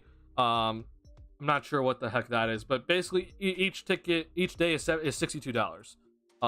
So I highly recommend, you know, if you are gonna go to Summer League, you get good seats for $62 and get to watch 4 games straight. Go ahead and do it. It's a lot of fun, especially if there's some good games going on and there's a lot of good prospects. So yeah, highly recommend it. That's my Summer League trip. I do have one more thing I want to talk about with Summer League that I thought was really cool. And then I'm gonna go into some of the other things to talk about with the Bulls, because there's a lot of things to talk about. Don't I drink? I haven't drank since the Bulls home opener in October. Yeah, I don't blame you, man. I drinking, you know, there's definitely right times for it, but there's definitely wrong times for it. That's the whole thing. Were you interested in going to NBA Con they had going or not? No. NBA Con.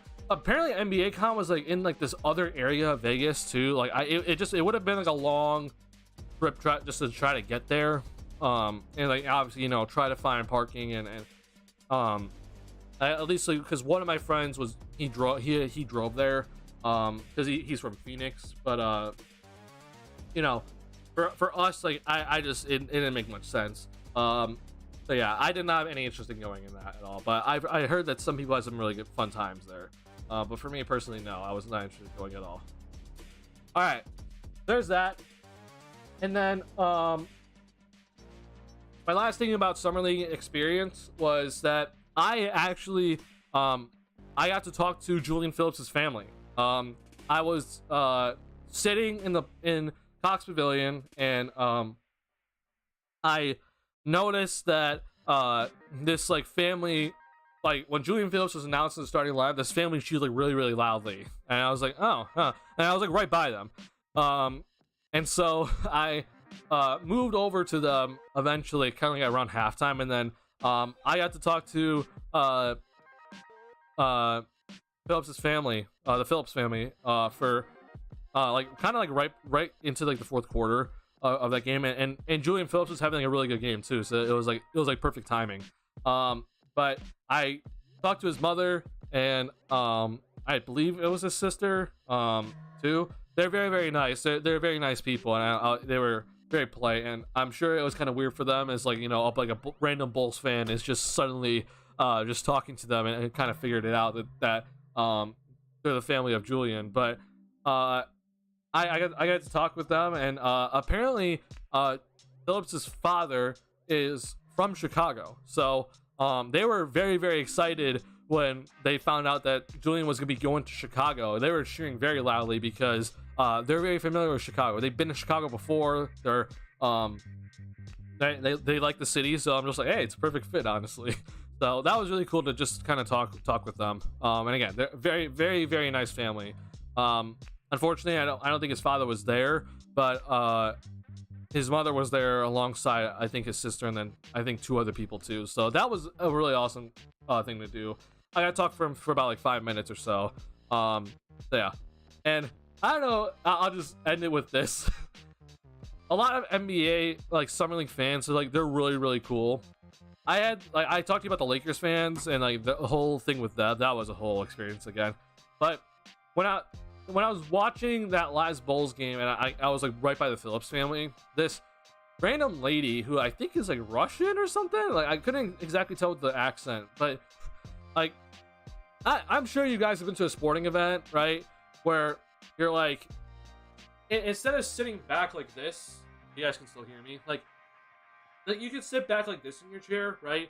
But like, especially in Cox Pavilion, like I'm gonna be like sitting forward, right? So like the entire time I'm like watching this game, I'm sitting like forward like this, and I'm watching. I have my phone in my hand, so I'm tweeting too, and so I would think that sort of sitting position would not block anybody.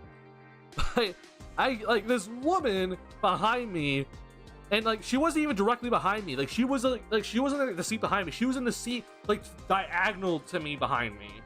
And the other part too that like it bothered me about this is like she was in like the aisle, so like she could just leave if she wanted to. And there were like many open seats, right?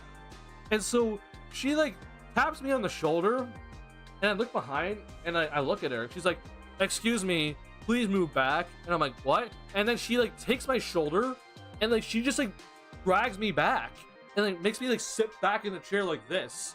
And I'm like, what? Like, first off, like that just breaks all rules of etiquette. But number 2, like how can you not see? Like the seats are elevated behind me, and you're not even directly behind me. That was like the weirdest thing I think about this whole trip, was like that just one lady, and I'm not even sure what she was like. It sounded like she was a Bulls fan too, but like she just randomly decided just to like grab me and pull me back and make me sit like back here, like on my chair. I'm like, don't, first off, don't touch me. Like that in itself is like breaking a bunch of rules. But like, why? What's the issue? Like, how can you not see? Like, and again, if you actually cannot see, then go sit somewhere else. There's like a bunch of seats. It's the last game of the day. Like, you can just go find any seat. It's open. Like, it just was so weird. But yeah, that's like the only weird experience of Summer League.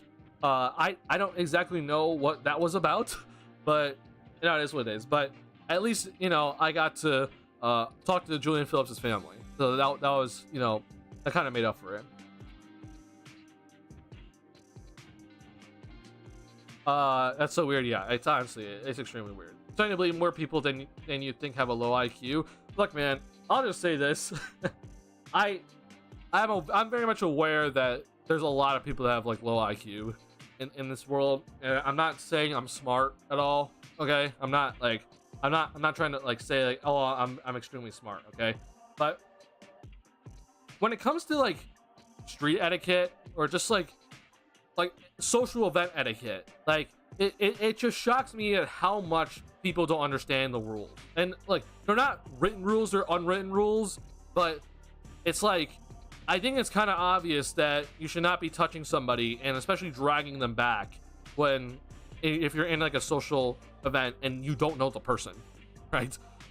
I would think that would be obvious, and I guess I'm finding out because I don't typically go outside and I don't typically go to things in general, that people really don't know that. And it just is, it's very odd to see at a summer league event where it's like the games aren't really that important in general, like that happens. So I don't really know what that was about with this lady. She was clearly with either her boyfriend or husband, and he didn't say anything, and he was the one sitting behind me. So I don't really know, but yeah, interesting situation that I went through there. I'm not entirely sure what happened.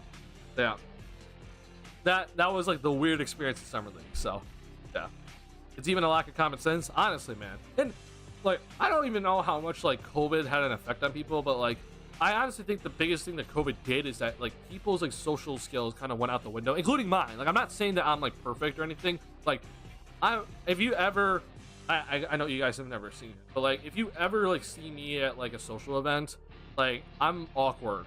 I don't really like to talk to people. I don't really know how to initiate conversations. And I do think like COVID kind of like made me like not talk to people either. So it kind of made things worse. But yeah, I at least know to not touch people that are strangers and tell them, hey, move, or something like that. Because that just breaks a lot of things.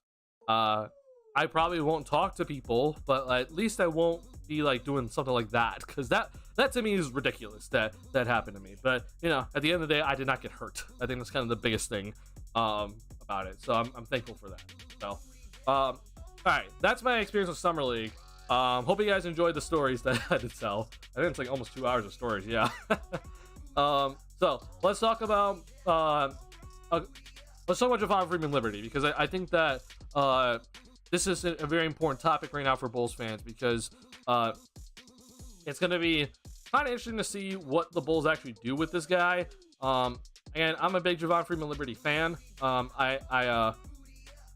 He went to DePaul, obviously, and then I went to DePaul, and you know, hometown guy. So this is just one of his games, and I got to see this game in person. Okay, he had 28 points, he had 6 assists, and the biggest thing to me was he had no turnovers. He shot 9 of 17 from the field. I got to watch it all, and I was like, okay, like this is really good from him.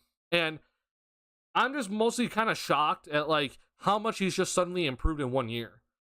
If you don't know what, here, let me pull this up. Javon Freeman Liberty was in the G League all of last year for the Windy City Bulls. Okay, see if I can pull up his stats, but it wasn't really that impressive. Like he didn't really do, like, they were pretty good, I should say, but like it wasn't like amazing, you know. This was his G League stats. So this is like, he averaged 18, right? But there was, I forget how exactly it works with this, but like, so I forget how it, sorry, it's the showcase too. Yeah, so if you count the showcase games, right, he averaged 15. So like, that's not as impressive, right? So, you know, obviously like regular season he averaged much more, but like that's only 17 games. And then showcase, which is a big portion of the season, he didn't do as well, right? So if you just look at his showcase numbers, if this would load, it's not as impressive, right? So like he clearly had some issues that weren't really exactly ironed out. The Bulls unfortunately did not make the playoffs, so that kind of sucked, because I wanted to see some guys make the play in playoff type atmosphere. But Javon Freeman Liberty was on the summer league roster last year too, if I'm not mistaken, and then he was also with the Bulls for a training camp deal. And he didn't really show much. And I was like, it's cool to see that the Paul guy got to go on the Bulls and everything, but I don't really know what's going to happen with him. It seems like he's just going to be cut. And, luckily for us, he stayed on the Windy City Bulls. And so suddenly he's starting at the point guard position for the Summer League team. And I'm just like, I don't know about that decision, but, whatever. And he impressed the absolute heck out of me. Like, I could not believe at how well he was playing. And the biggest thing for me is that he suddenly has this shot off the dribble where he can either run the pick and roll and just stop on a dime and shoot it. He was also able to easily get a shot off and in terms of like very good contests. Like, he would just shoot it with no hesitation and was knocking him down from like deep range. And I was like, okay, this is insane. And he also showed me that he has much better athleticism than I thought, because in his little bit of time with obviously the Bulls during training camp and Summer League, but in last year, he didn't really show much. But this guy showed me now that he worked on his dribble and he's able to control his dribble to get to the basket consistently and was able to finish effectively at the rim. So this is a huge development suddenly for not just, for the Bulls, but just for Freeman Liberty himself, because I mean, he went from, in my opinion, to like no shot in the league at all and just be stuck in the G League for a long time. So now that I actually think that he could arguably have a roster spot for any sort of NBA team right now. I would like for it to be the Bulls, though, because I don't want to just suddenly give up on this dude, because he showed a lot to me that it's not just about the numbers that he put up. It's like he showed a lot of skill. So I'm very interested to see what the Bulls are going to do with him. He is not under contract, right? And we're now going to head into the portion of the stream where we're going to talk about the Bulls and their salary cap situation. So this is all what's been reported right now from Spot Track, from the Bulls, and from other sources, okay? The Bulls really don't have a lot of room in terms of money right now, but they do have a lot of a lot of roster spots available, because Ayo Dosunmu is still not on this Bulls roster. And it's we're going to talk about the Ayo situation in a second here, okay? So, big number to pay attention to is this, okay? This is the tax space, or aka the room before the Bulls hit the tax, right? Now, Odama Sanago, he's confirmed a two-way player. The other two-way player that's been confirmed is Justin Lewis, and unfortunately, Justin Lewis got injured in, I believe, his first game of Summer League this year, so he was out for the rest of Summer League, which really, really sucked. I wanted to see him play, but the Bulls brought him back on a two-way contract. So he is the second two-way. If you don't know, the new CBA allows teams to have 3 two-way contracts this season and moving forward, okay? So the Bulls have a two-way contract spot available. To me, it makes a lot of sense just to bring in Javon Freeman Liberty to that sort of deal. Now, the thing is, though, is I don't know if he's going to accept it right off the bat, and I'll tell you why. He played so well in Summer League that I'm worried a team is just going to like offer him like an NBA deal. And he's just 100% going to take that instead of just taking a two-way. But at bare minimum, I want the Bulls to offer the two-way contract, because I think it would be 100% worth it just to lock him up in that two-way contract and then try to bring him back the following year if possible, because then we'll have his cap hold to bring him back, and so there shouldn't be an issue to re-sign him to the minimum. But here's what the Bulls are looking at, okay? Derrick Jones Jr., at least for now, there's been no report of it as of yet, but I'm just going to renounce his rights. It doesn't look like we're bringing back Javonte Green. I'm not sure why Matt Thomas is still here and they have they still have his cap hold, but they do. It seems like with Terry Taylor, it was initially reported that they were offering him the two-way, but it seems like that's not even a thing anymore. Obviously Justin Lewis, we're gonna re-sign him eventually here, and then Sanago is already in a two-way spot here, so we're just gonna renounce it. Okay, so this is where the Bulls stand after like renouncing all the guys that I think should be renounced. Right now, I'm not entirely sure what's gonna happen here. By the way, with Julian Phillips' number is not gonna be 0. It's gonna be about 1.1 or 2, or sorry, it was like 1.4 or something like that. I tweeted this out actually. Now that I think about it, I should just probably go to it. All right, it's 1.6. Okay, this is the Julian Phillips contract that's been reported. All right, it's $1.6 million is starting salary, and then after running the numbers from Spot Track, and then factoring in the Julian Phillips' signing, I projected the Bulls have about $3.6 million left remaining. Okay, now here's the part that I'm not 100% sure about yet, because there's a couple moving things that we have to look into. One is Carlik Jones, because if we release him, right, suddenly this tax base goes up to 5 million. So I'm not 100% sure what the Bulls are going to be doing with him just yet, but he takes up a roster spot, right? Io, at least for now, we don't know what's going to be happening with him, right? It's been a long time now with the Io DeSumo situation. I kind of told people this is what we should have expected. I didn't think it would be this long though. Like, I did think it was going to take some time to get a contract worked out with him because it is restricted free agency at the end of the day. But I didn't expect to go this long. I mean, we're in basically day 18 of free agency, and we still haven't figured out what's going to happen with Io. I know someone kind of said, "Hey, I kind of have some inside sources recently on Twitter." I don't trust it personally, but we're not really sure what's going to happen here. Okay. Now, the Bulls offer the qualifying offer to Io. It's basically his cap hold here. Okay. This is already being taken into account to this tax payroll. All right. So if I go ahead and just say renounce this, right, it doesn't add more money to the tax base, okay? But in my opinion, at least what I think is going to happen here, there is no money right now for many teams. Like the Toronto Raptors, I think might have some mid-level exception left remaining. There's some teams with some room exceptions. I think there's probably a team or two with the biannual exception remaining. But if you're Io DeSumo, right, I would think that what you would want is like a longer term contract that is going to get you like about 5 million per year. Okay.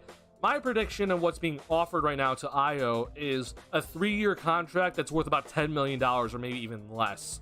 Maybe like $10 to $12 million from the Bulls. Okay. And you're probably wondering like, well, why wouldn't Io accept that? So for Io, in my opinion, there's like no reason for him to accept that because his qualifying offer is $5.2 million. And because Io is, he's been relatively healthy for his career, like, I'm going to bet that, like, he's not going to get injured. And so if he just accepts his money, kind of bets on himself, so he can then go through free agency again and potentially get paid more if he plays well.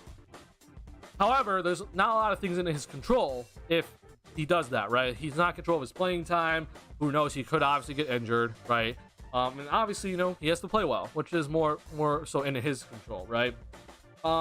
So my prediction is because of how long this is taking, and because there's no other teams that have cap space, and because he's a restricted free agent, and it seems like the Bulls are just going to match any sort of offer that any team throws at him, he's probably just going to re-sign with the qualifying offer. So if I go here to re-sign as free agent, okay, this is the qualifying offer. I think he's just going to accept this, okay? And so certainly now this moves the Bulls to 13 roster spots available. The Bulls, they waived Marko Simonovic while I was on my trip, so that happened, so he's gone. And then I released Carlik Jones. Again, we're not 100% sure what's going to happen with him, but if we get rid of Carlik Jones, the Bulls have 2 roster spots remaining, okay, that they have to fill out. And they have about $5 million if they get rid of Carlik Jones. If they keep Carlik Jones, it's going to be about $3.2 million. Okay? That's where we're at. Does Javon Freeman Liberty get an NBA contract in one of those slots from the minimum? Maybe. To me, it would not be worth it, personally. But who knows? I would personally like to put Javon Freeman Liberty on a 2-way contract because it's not going to count against the cap at all. And hopefully just keep him around for who knows how long, right? But this is what we're looking at right now for this Bulls team in terms of the salaries and everything that we need to look at here. Yeah, that's that. That's what we're looking at. Now I want to talk about the disabled player exception that the Bulls got while I was on my trip, and then we're gonna talk about Dalen Terry after because we gotta talk about that. Unfortunately. Yeah, whole Bulls sphere is talking about Io Walkington. More reason for the Bulls to replace Carlik with JFL as insurance for that. I mean, yeah, you could. The thing is, also is like Carlik Jones, in my opinion, also played very well in the G League. Obviously, he did not play in Summer League, but Carlik Jones played very, very well in the G League. So like, if the Bulls keep him around, kind of to like replace Io, like I wouldn't be mad at it. I just think that the Bulls need to bring back Io because this is kind of leading to the Dalen Terry talk. Like Dalen Terry, like I know he had a good last game in Summer League, but in my opinion, that was not a good game. He did not have a good overall showing in Summer League. Dalen Terry's Summer League was a little bit concerning in my opinion because this is year 2 for him, and like this is when the game's supposed to slow down for him, and like I don't really expect him to be like a scorer, but he's got to show me something where at least he can get to the basket pretty cleanly and not be like getting trapped with his dribble and being stopped suddenly when the defense does like a pick and roll coverage, like a simple pick and roll coverage on him. Like, he's got to show me more, and he didn't really show that. His shot is a whole work in progress still, and that's something that I'm like a little bit concerned about when it comes to Dalen Terry. Now, that's the reason why I'm saying, like, as crazy as it sounds, right? Like, because Dalen did not have that good of a showing, like, I'm like, hey, I want Ayo Dosunmu back because we couldn't, like, I even want Ayo back before then, but this is the reason why I wanted Ayo back, is because we don't know what we're gonna get from Dalen Terry. Now, if Terry like balled out in Summer League, then yeah, this is a different story right now. But he didn't ball out in Summer League, and I was already kind of concerned going into Summer League that he's not going to really show a lot. So having the insurance, at least we know what with Ayo, like, even though Ayo had like a down year last year, he put up basically the same numbers as his rookie year, right? So with Ayo Dosunmu, you at least know what you're going to get, right? As you can see here, like, this is his rookie year, this was his sophomore year. It's basically the exact same numbers across the board. So you know what you're going to get from Ayo. We don't know what we're going to get from Dalen Terry. And Dalen could suddenly jump Ayo in the rotation. Like, I'm not saying it's like impossible, but after that Summer League showing, it's not looking great, right? So I want Ayo back. If we're not going to re-sign Ayo, then we need to go out and get a guy like Ayo for like the minimum and bring him onto the team so that we have some insurance in case Dalen Terry is not ready to perform in the regular season, right? For year 2. Now, I just want to make this clear. I'm not, with me saying this and me saying that Dalen Terry's not ready, I'm not like giving up on him. I do think that was still a good pick by the Bulls because you can obviously tell the potential with Dalen Terry. The problem right now is that he does a lot of good things, right? Defense, we saw a lot of good fast break decisions with him. He does a really good job of help defense as well, and not even just perimeter. I saw him guard basically all 5 positions in Summer League and guarding them all effectively. And I think on the offensive end, there's some stuff he obviously does well with his passing and then his cutting ability, but he does not have a pick and roll game, and he does not have a 3-point shot. That is what's going to determine if he's ever going to get playing time or not, right? Those are 2 things that he still needs to work on, which I think he can, improve on still, but he's got to seriously work on it because that was not the greatest showing from him in Summer League, and he needs to really start showing it if he's ever going to have a chance in the rotation at all. So again, this is the reason why I want Ayo back, because we know we're going to get from Ayo. And we just don't know what we're going to get from Dalen Terry. So that's the part with Dalen Terry that I'm a little bit concerned about. But again, if Ayo is not brought back, okay, I'm going to go to Spot Track and look up NBA free agents, okay? Then, like, we're looking at, I'm just going to go to guard, okay?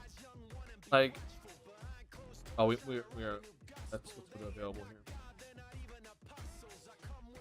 Well, I mean, we're looking at like the bottom of the barrel type guys, and no disrespect to some of these guys, but like, I don't really want a lot of them. Like, Will Barton wouldn't be too bad, but he doesn't really shoot the 3-ball. Here's Ayo, obviously, and he's still up here.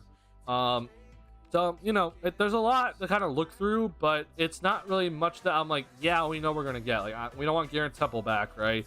Romeo Langford is a big question mark. I guess Terrence Davis would be nice, but he was out of the rotation with the Kings. Like, there's just a lot of, like, question marks. So I just would like Ayo back, personally, when I look at the guard position. And that's just a quick look at the guard stuff. When it comes to the forward, there's a lot of guys that are out of the Bulls' price range that are kind of at the top here. But yeah, there's some guys here at the bottom that I'm like, hey, maybe. Like, for example, Trenton Watford's a guy that I really want. He's unrestricted too. That would be a guy I would personally go after if we don't re-sign Ayo. But who knows? Who knows if the Bulls would do such a thing. Defense is Dalen's calling card right now. His offense needs much more work for sure. Oh, 100%. Like, I have no, like, Dalen Terry's defense, on ball, off ball, any position, I think is fantastic. Like, I give like almost like an A+ for him. But it's that offensive end right now is a severe struggle for him. So I want him to kind of figure that out first, before we even have to start talking about him like in the rotation and stuff like that. Because man, oh man, if he can't get a shot off well enough, then we have issues. Right. Now, I want to talk about the disabled player exception, okay? Because I think that there's a lot of like things going on right now about like throughout the Bulls community, because I think there's just some question marks about it all. I don't really know why this is going on. Like, I think it's pretty obvious that you can like search this stuff up, and like even if you don't search this stuff up, like there's also just like resources you can go to, you know.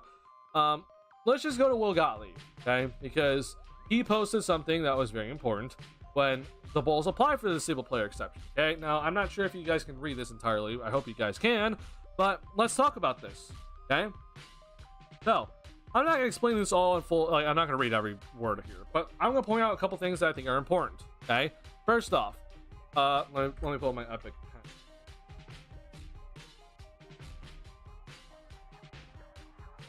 I just want to make sure the music was still on. I couldn't tell. Let's look at this. So, a lot of people are talking about, okay, who can the Bulls go after and sign? First off, okay, with the disabled player exception, the Bulls can only sign very few people, right? There is only a limited amount of people that the Bulls can actually go after that falls within the disabled player exception, okay? And I'm talking about guys that are being factored out because of how much money they want, and then their current status as a free agent, okay? So, with the disabled player exception, the Bulls may sign a free agent for one season only, okay, for 50% disabled player's salary, which we all know for Lonzo Ball, he was making $20 million, right?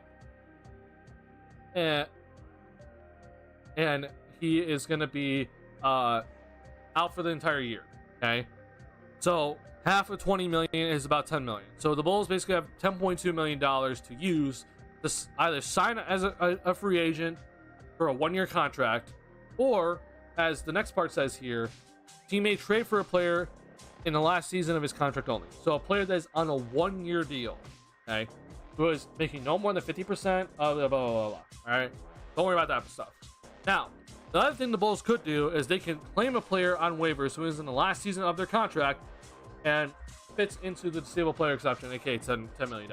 Okay, so this is what we're looking at as the option for the Bulls to go ahead and use the disabled player exception now. All right, couple things to keep in mind. All right, one is this: the Chicago Bulls, they are actually hard capped when we look at it. All right, now if you're wondering like what the hell does that mean? Okay, this is what we're looking at.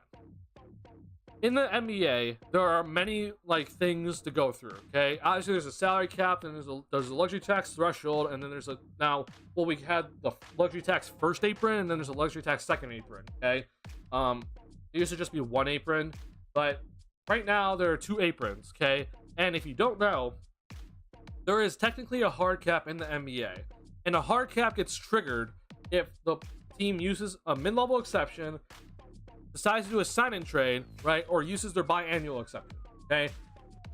Now, if you use the mid-level exception, we're talking about using more than, I think for this year, it's using $5 million or more of the mid-level exception, you are hard capped. And you are hard capped at the first tax apron, which is right here at this number, okay?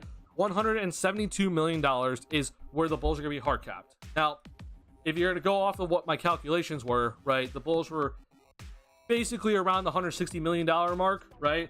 If they re-sign Io, they get rid of Carly Jones, and and everything else that's been reported is like officially in. Okay, so that leaves the Bulls about like $12 million to kind of work with, but then this is also with their remaining mid-level exception of $6 million, the biannual exception of $4 million. So in theory, the Bulls could use the entire disabled player exception and still not hit the hard cap, but this is very, very unlikely, because obviously the Bulls are going to be heading into the tax, right? And we know the Bulls typically don't go into the tax. Let me just say, says in his comment section that it's possible for us to get PJ Washington on a one-year deal with the DP. That's not possible for multiple reasons. He since deleted that comment. Okay, yeah. So this is what I was getting to, Taro, because this is exactly what I wanted to talk about. everybody, and I mean everybody in Bulls Nation, okay, including Hayes, and I'm glad that Hayes kind of figured out that he messed up, but everyone's been talking about, let's go get PJ Washington, okay? Now, first off, I just want to say, I would love PJ Washington on this roster. Like, I would absolutely love to get PJ Washington, because I think he would fit in perfectly. But I'm here to tell you that it is basically impossible to get PJ Washington on this roster. It's not impossible, but it's pretty much impossible to get PJ Washington on this Bulls team, okay? I'm probably gonna make a video about this too, because I think a lot of people don't understand, but let me break this down for you, okay? So, we're wondering, hey, is PJ Washington available? Yes, PJ Washington is a free agent. He is a restricted free agent with the Charlotte Hornets. Now, Charlotte has given him the qualifying offer, so he is still a restricted free agent. Now, let's just say, for example, the Bulls, they could, which I'm about to tell you that they can't, but let's just say that they could offer him the entire $10.2 million disabled player exception for a one-year contract, okay? First off, I mean, it's a nice try, but the Charlotte Hornets do not give a crap about this, okay? First, I don't think PJ Washington accepts it. But number two, if he did happen to accept it, the Charlotte Hornets are just gonna be like, okay, we're just gonna match it. And then PJ Washington is gonna go right back to Charlotte, okay? There's, one, no reason for PJ Washington to accept that sort of deal because he's looking for a multi-year contract. But number two, if he accepts that, Charlotte just brings him right back. They just say they're just going to match it, and then he goes right back to Charlotte, okay? There is no way in absolute hell for the Bulls to do it that way, okay? So, there's that. Now, I'm here to tell you this, first off. I guess it's not first off, but I'm just here to tell you this right now. If you do not know, you have to offer a contract of bare minimum 2 years to a restricted free agent, okay? So for the people that are saying that we can offer PJ Washington a contract with the disabled player exception, you're wrong, because we can't.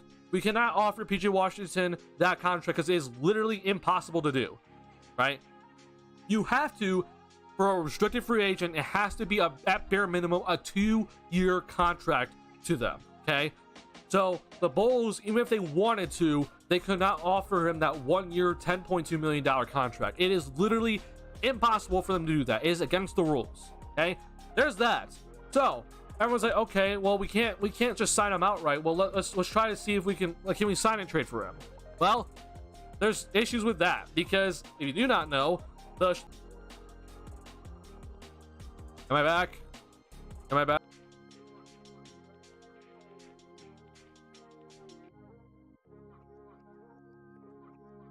Okay. Am I back now? All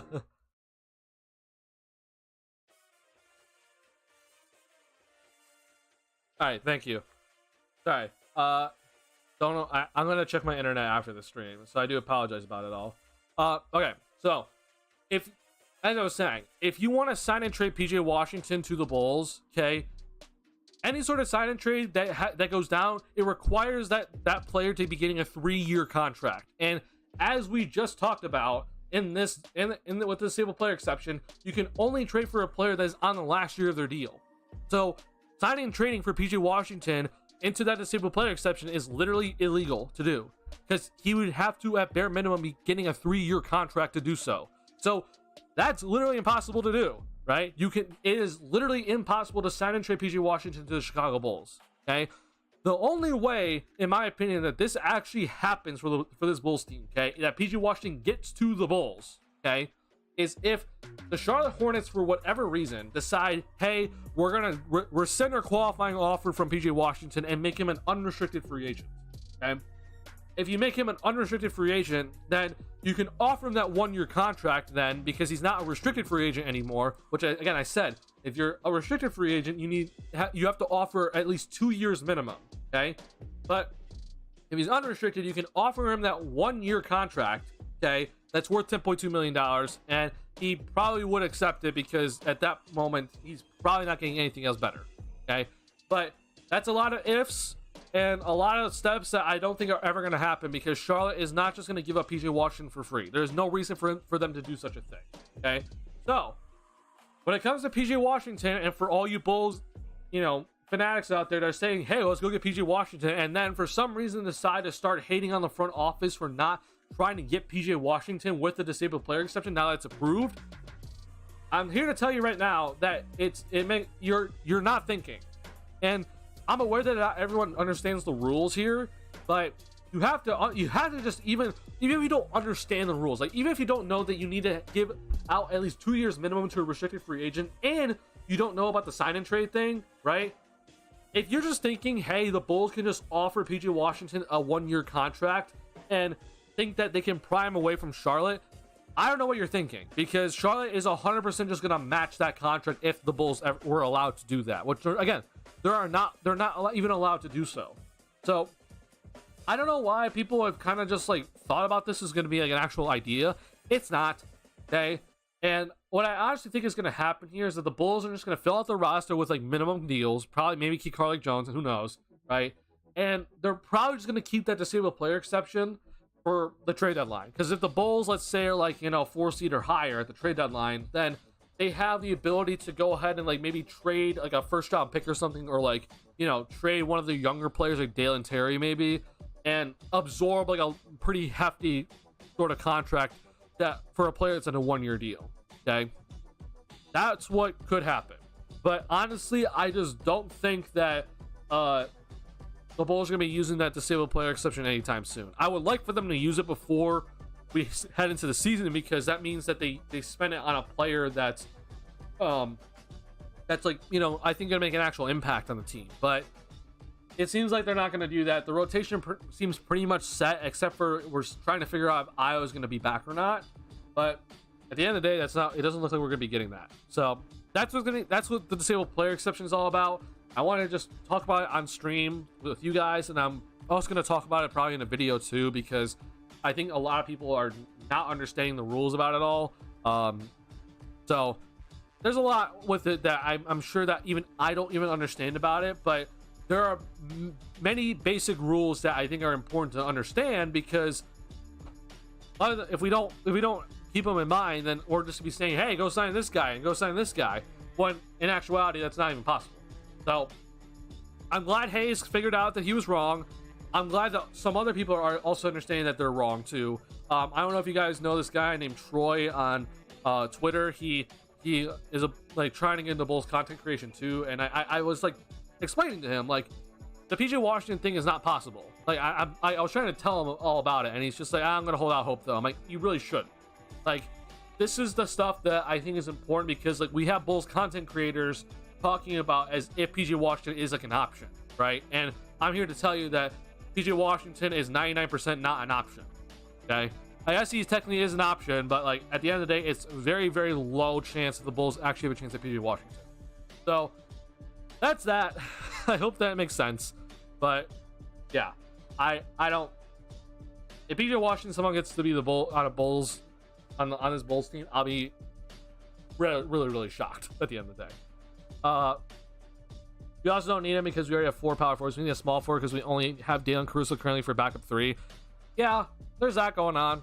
Like, I think people were like more concerned about like who is gonna be the backup 4, right? Because we have Patrick Williams, right? And I think people kind of forget like DeMar DeRozan is like technically like a backup 4, because he was like technically the backup 4 last year. So like I get it. I just, in my opinion, I just want a forward. Like, I don't really care if it's a small forward or power forward. I just want a guy that brings some size, because this team is still very, small at the end of the day. Obviously, adding Javon Carter doesn't really help, right? And then we bring in Torrey Craig, and he's gonna be playing the 4 as well. So, at the end of the day, DeRozan / Torrey Craig, it's interchangeable. Who's the 3? Who's the 4? Figure it out. I don't really even care. But it's still though, like they're similar body types, right? Like Torrey Craig's like 6'7", like similar body type to DeRozan. DeRozan's 6'6", in his body type. So it just doesn't bring a lot of size to the roster at the end of the day. But I think that it's gonna be fine with the power forward position. In my head, at least the way that I look at things. Okay, let me just bring up Notepad here. So this is just like a quick rundown of like what I think the Bulls like rotation is gonna be. So like for point guard, I do think Javon Carter is gonna start. Okay, so I'm gonna leave him there for now. But this is what I have going on, at least in my head.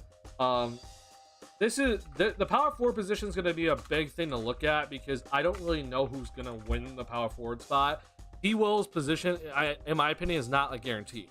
I do think it's like, people are actually talking like, well, is it Torrey Craig then? I won't lie, it's gonna sound stupid, but because it's Billy Donovan, I won't be shocked if Alex Caruso starts there. I know that when we're running a lineup where it's Carter who's 6'1", Caruso 6'4" at the 4, and then Levine and DeRozan are both 6'6", but like knowing how Donovan operates, that I don't think that that's out of the realm of possibility. Okay, but at least in my head, I still have Patrick Williams starting at the power forward position, and then for the backup point guard, okay, in my head it's Io for now until otherwise, right? And then backup 2 guard is Kobe. The backup 3, I would put AC. Okay, backup 4, I have Craig, and then backup 5 is obviously Drummond. Okay, I think Kobe White and Alex Caruso are going to get most of the backup minutes, probably, right? If they are both here, obviously, and then they both come off the bench, because we know that Billy Donovan likes to run AC a lot, and then Kobe White played a really good basketball, and he can play, I think, both the point guard and the shooting guard now. So I think that you're going to see Kobe and AC get a bunch of the run, and then Io, Craig, and Drummond kind of as like the lower end of the rotation. And if we actually go with the 10-man, because Billy Donovan is going with a 9-man most of his time, right? So it'd be very shocking to me if we actually see a 10-man rotation, but it's possible. So that's what I think is going to mostly be the rotation for this Bulls team. And if you're like, okay, well, we need like another forward, right? I know people are saying like small forward, like this would then be Dalen, right? So there's that, right? Am I forgetting anybody?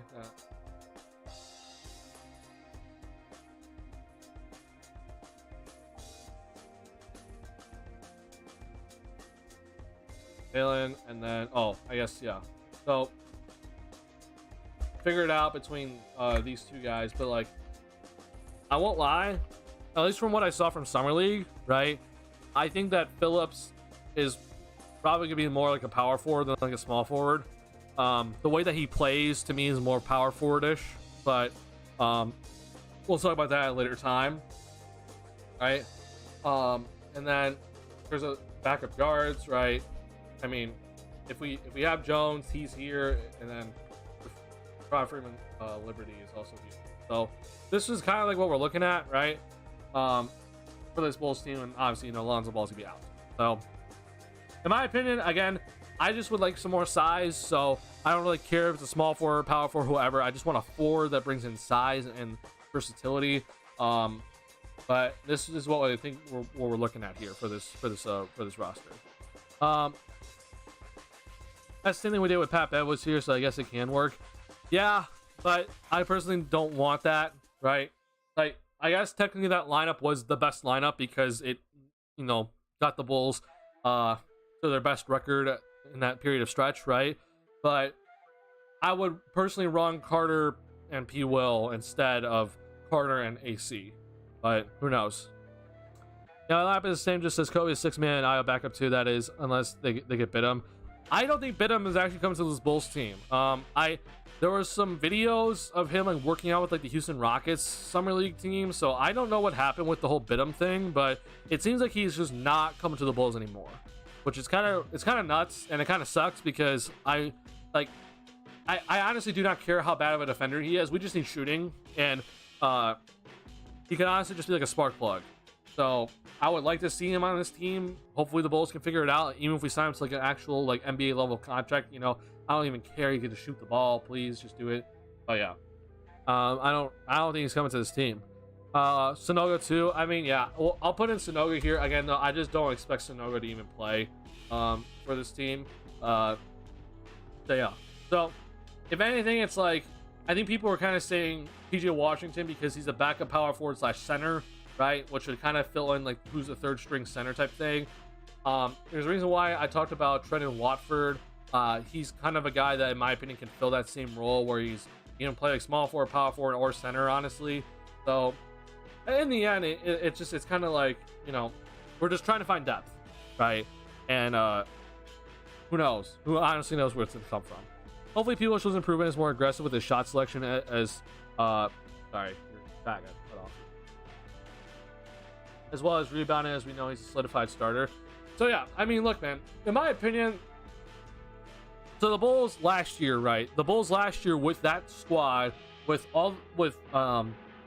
have Javon Carter, we didn't have Torrey Craig, and we're only looking at development of what Patrick Williams was for that season, right? That team won 40 games. Okay, now these moves by the Bulls this offseason, getting Javon Carter, getting Torrey Craig, I think were pretty significant moves. Okay, they're not like, they're not going to make them contenders, but I do think that they were significant moves. In my opinion, at least what I'm looking at right now, I'm looking at like a 45-46 win team, in my opinion. That does not get you, in my opinion, the top 4 seed in the Eastern Conference, but I think that could get you 5, 6, 7 easily. So that's what I'm looking at right now with this squad. To me, the biggest question mark is what you kind of said, Terrell, is can Patrick Williams take that leap? Because I'm just going off of like, okay, if Patrick Williams just stays as Patrick Williams as we know as of right now, then like we're looking at like a 45 win team. Okay, if he takes that jump where he's suddenly averaging like close to like 14-15 points per game and he's shooting like 7 threes a game as he should, because he shoots 42% from 3-point range, yeah, I could argue that that's suddenly a 50-win team. And now suddenly, instead of thinking like, hey, this team's gonna be kind of stuck in purgatory land, we actually have a chance of like actually getting to contender level status. But it still requires Patrick Williams to take another step forward, and then this Bulls front office has to make the next big moves to get to that next level, right? But I honestly think the big difference of this team being a 50-win team and a 45-win team is going to be Patrick Williams. And if he can actually take that step, and I'm not asking him to become a star, right? I'm just asking him to basically become Aaron Gordon, but with a better jump shot, right? We saw how impactful Aaron Gordon was for the Denver Nuggets in their finals run, right? I'm just asking for that, right?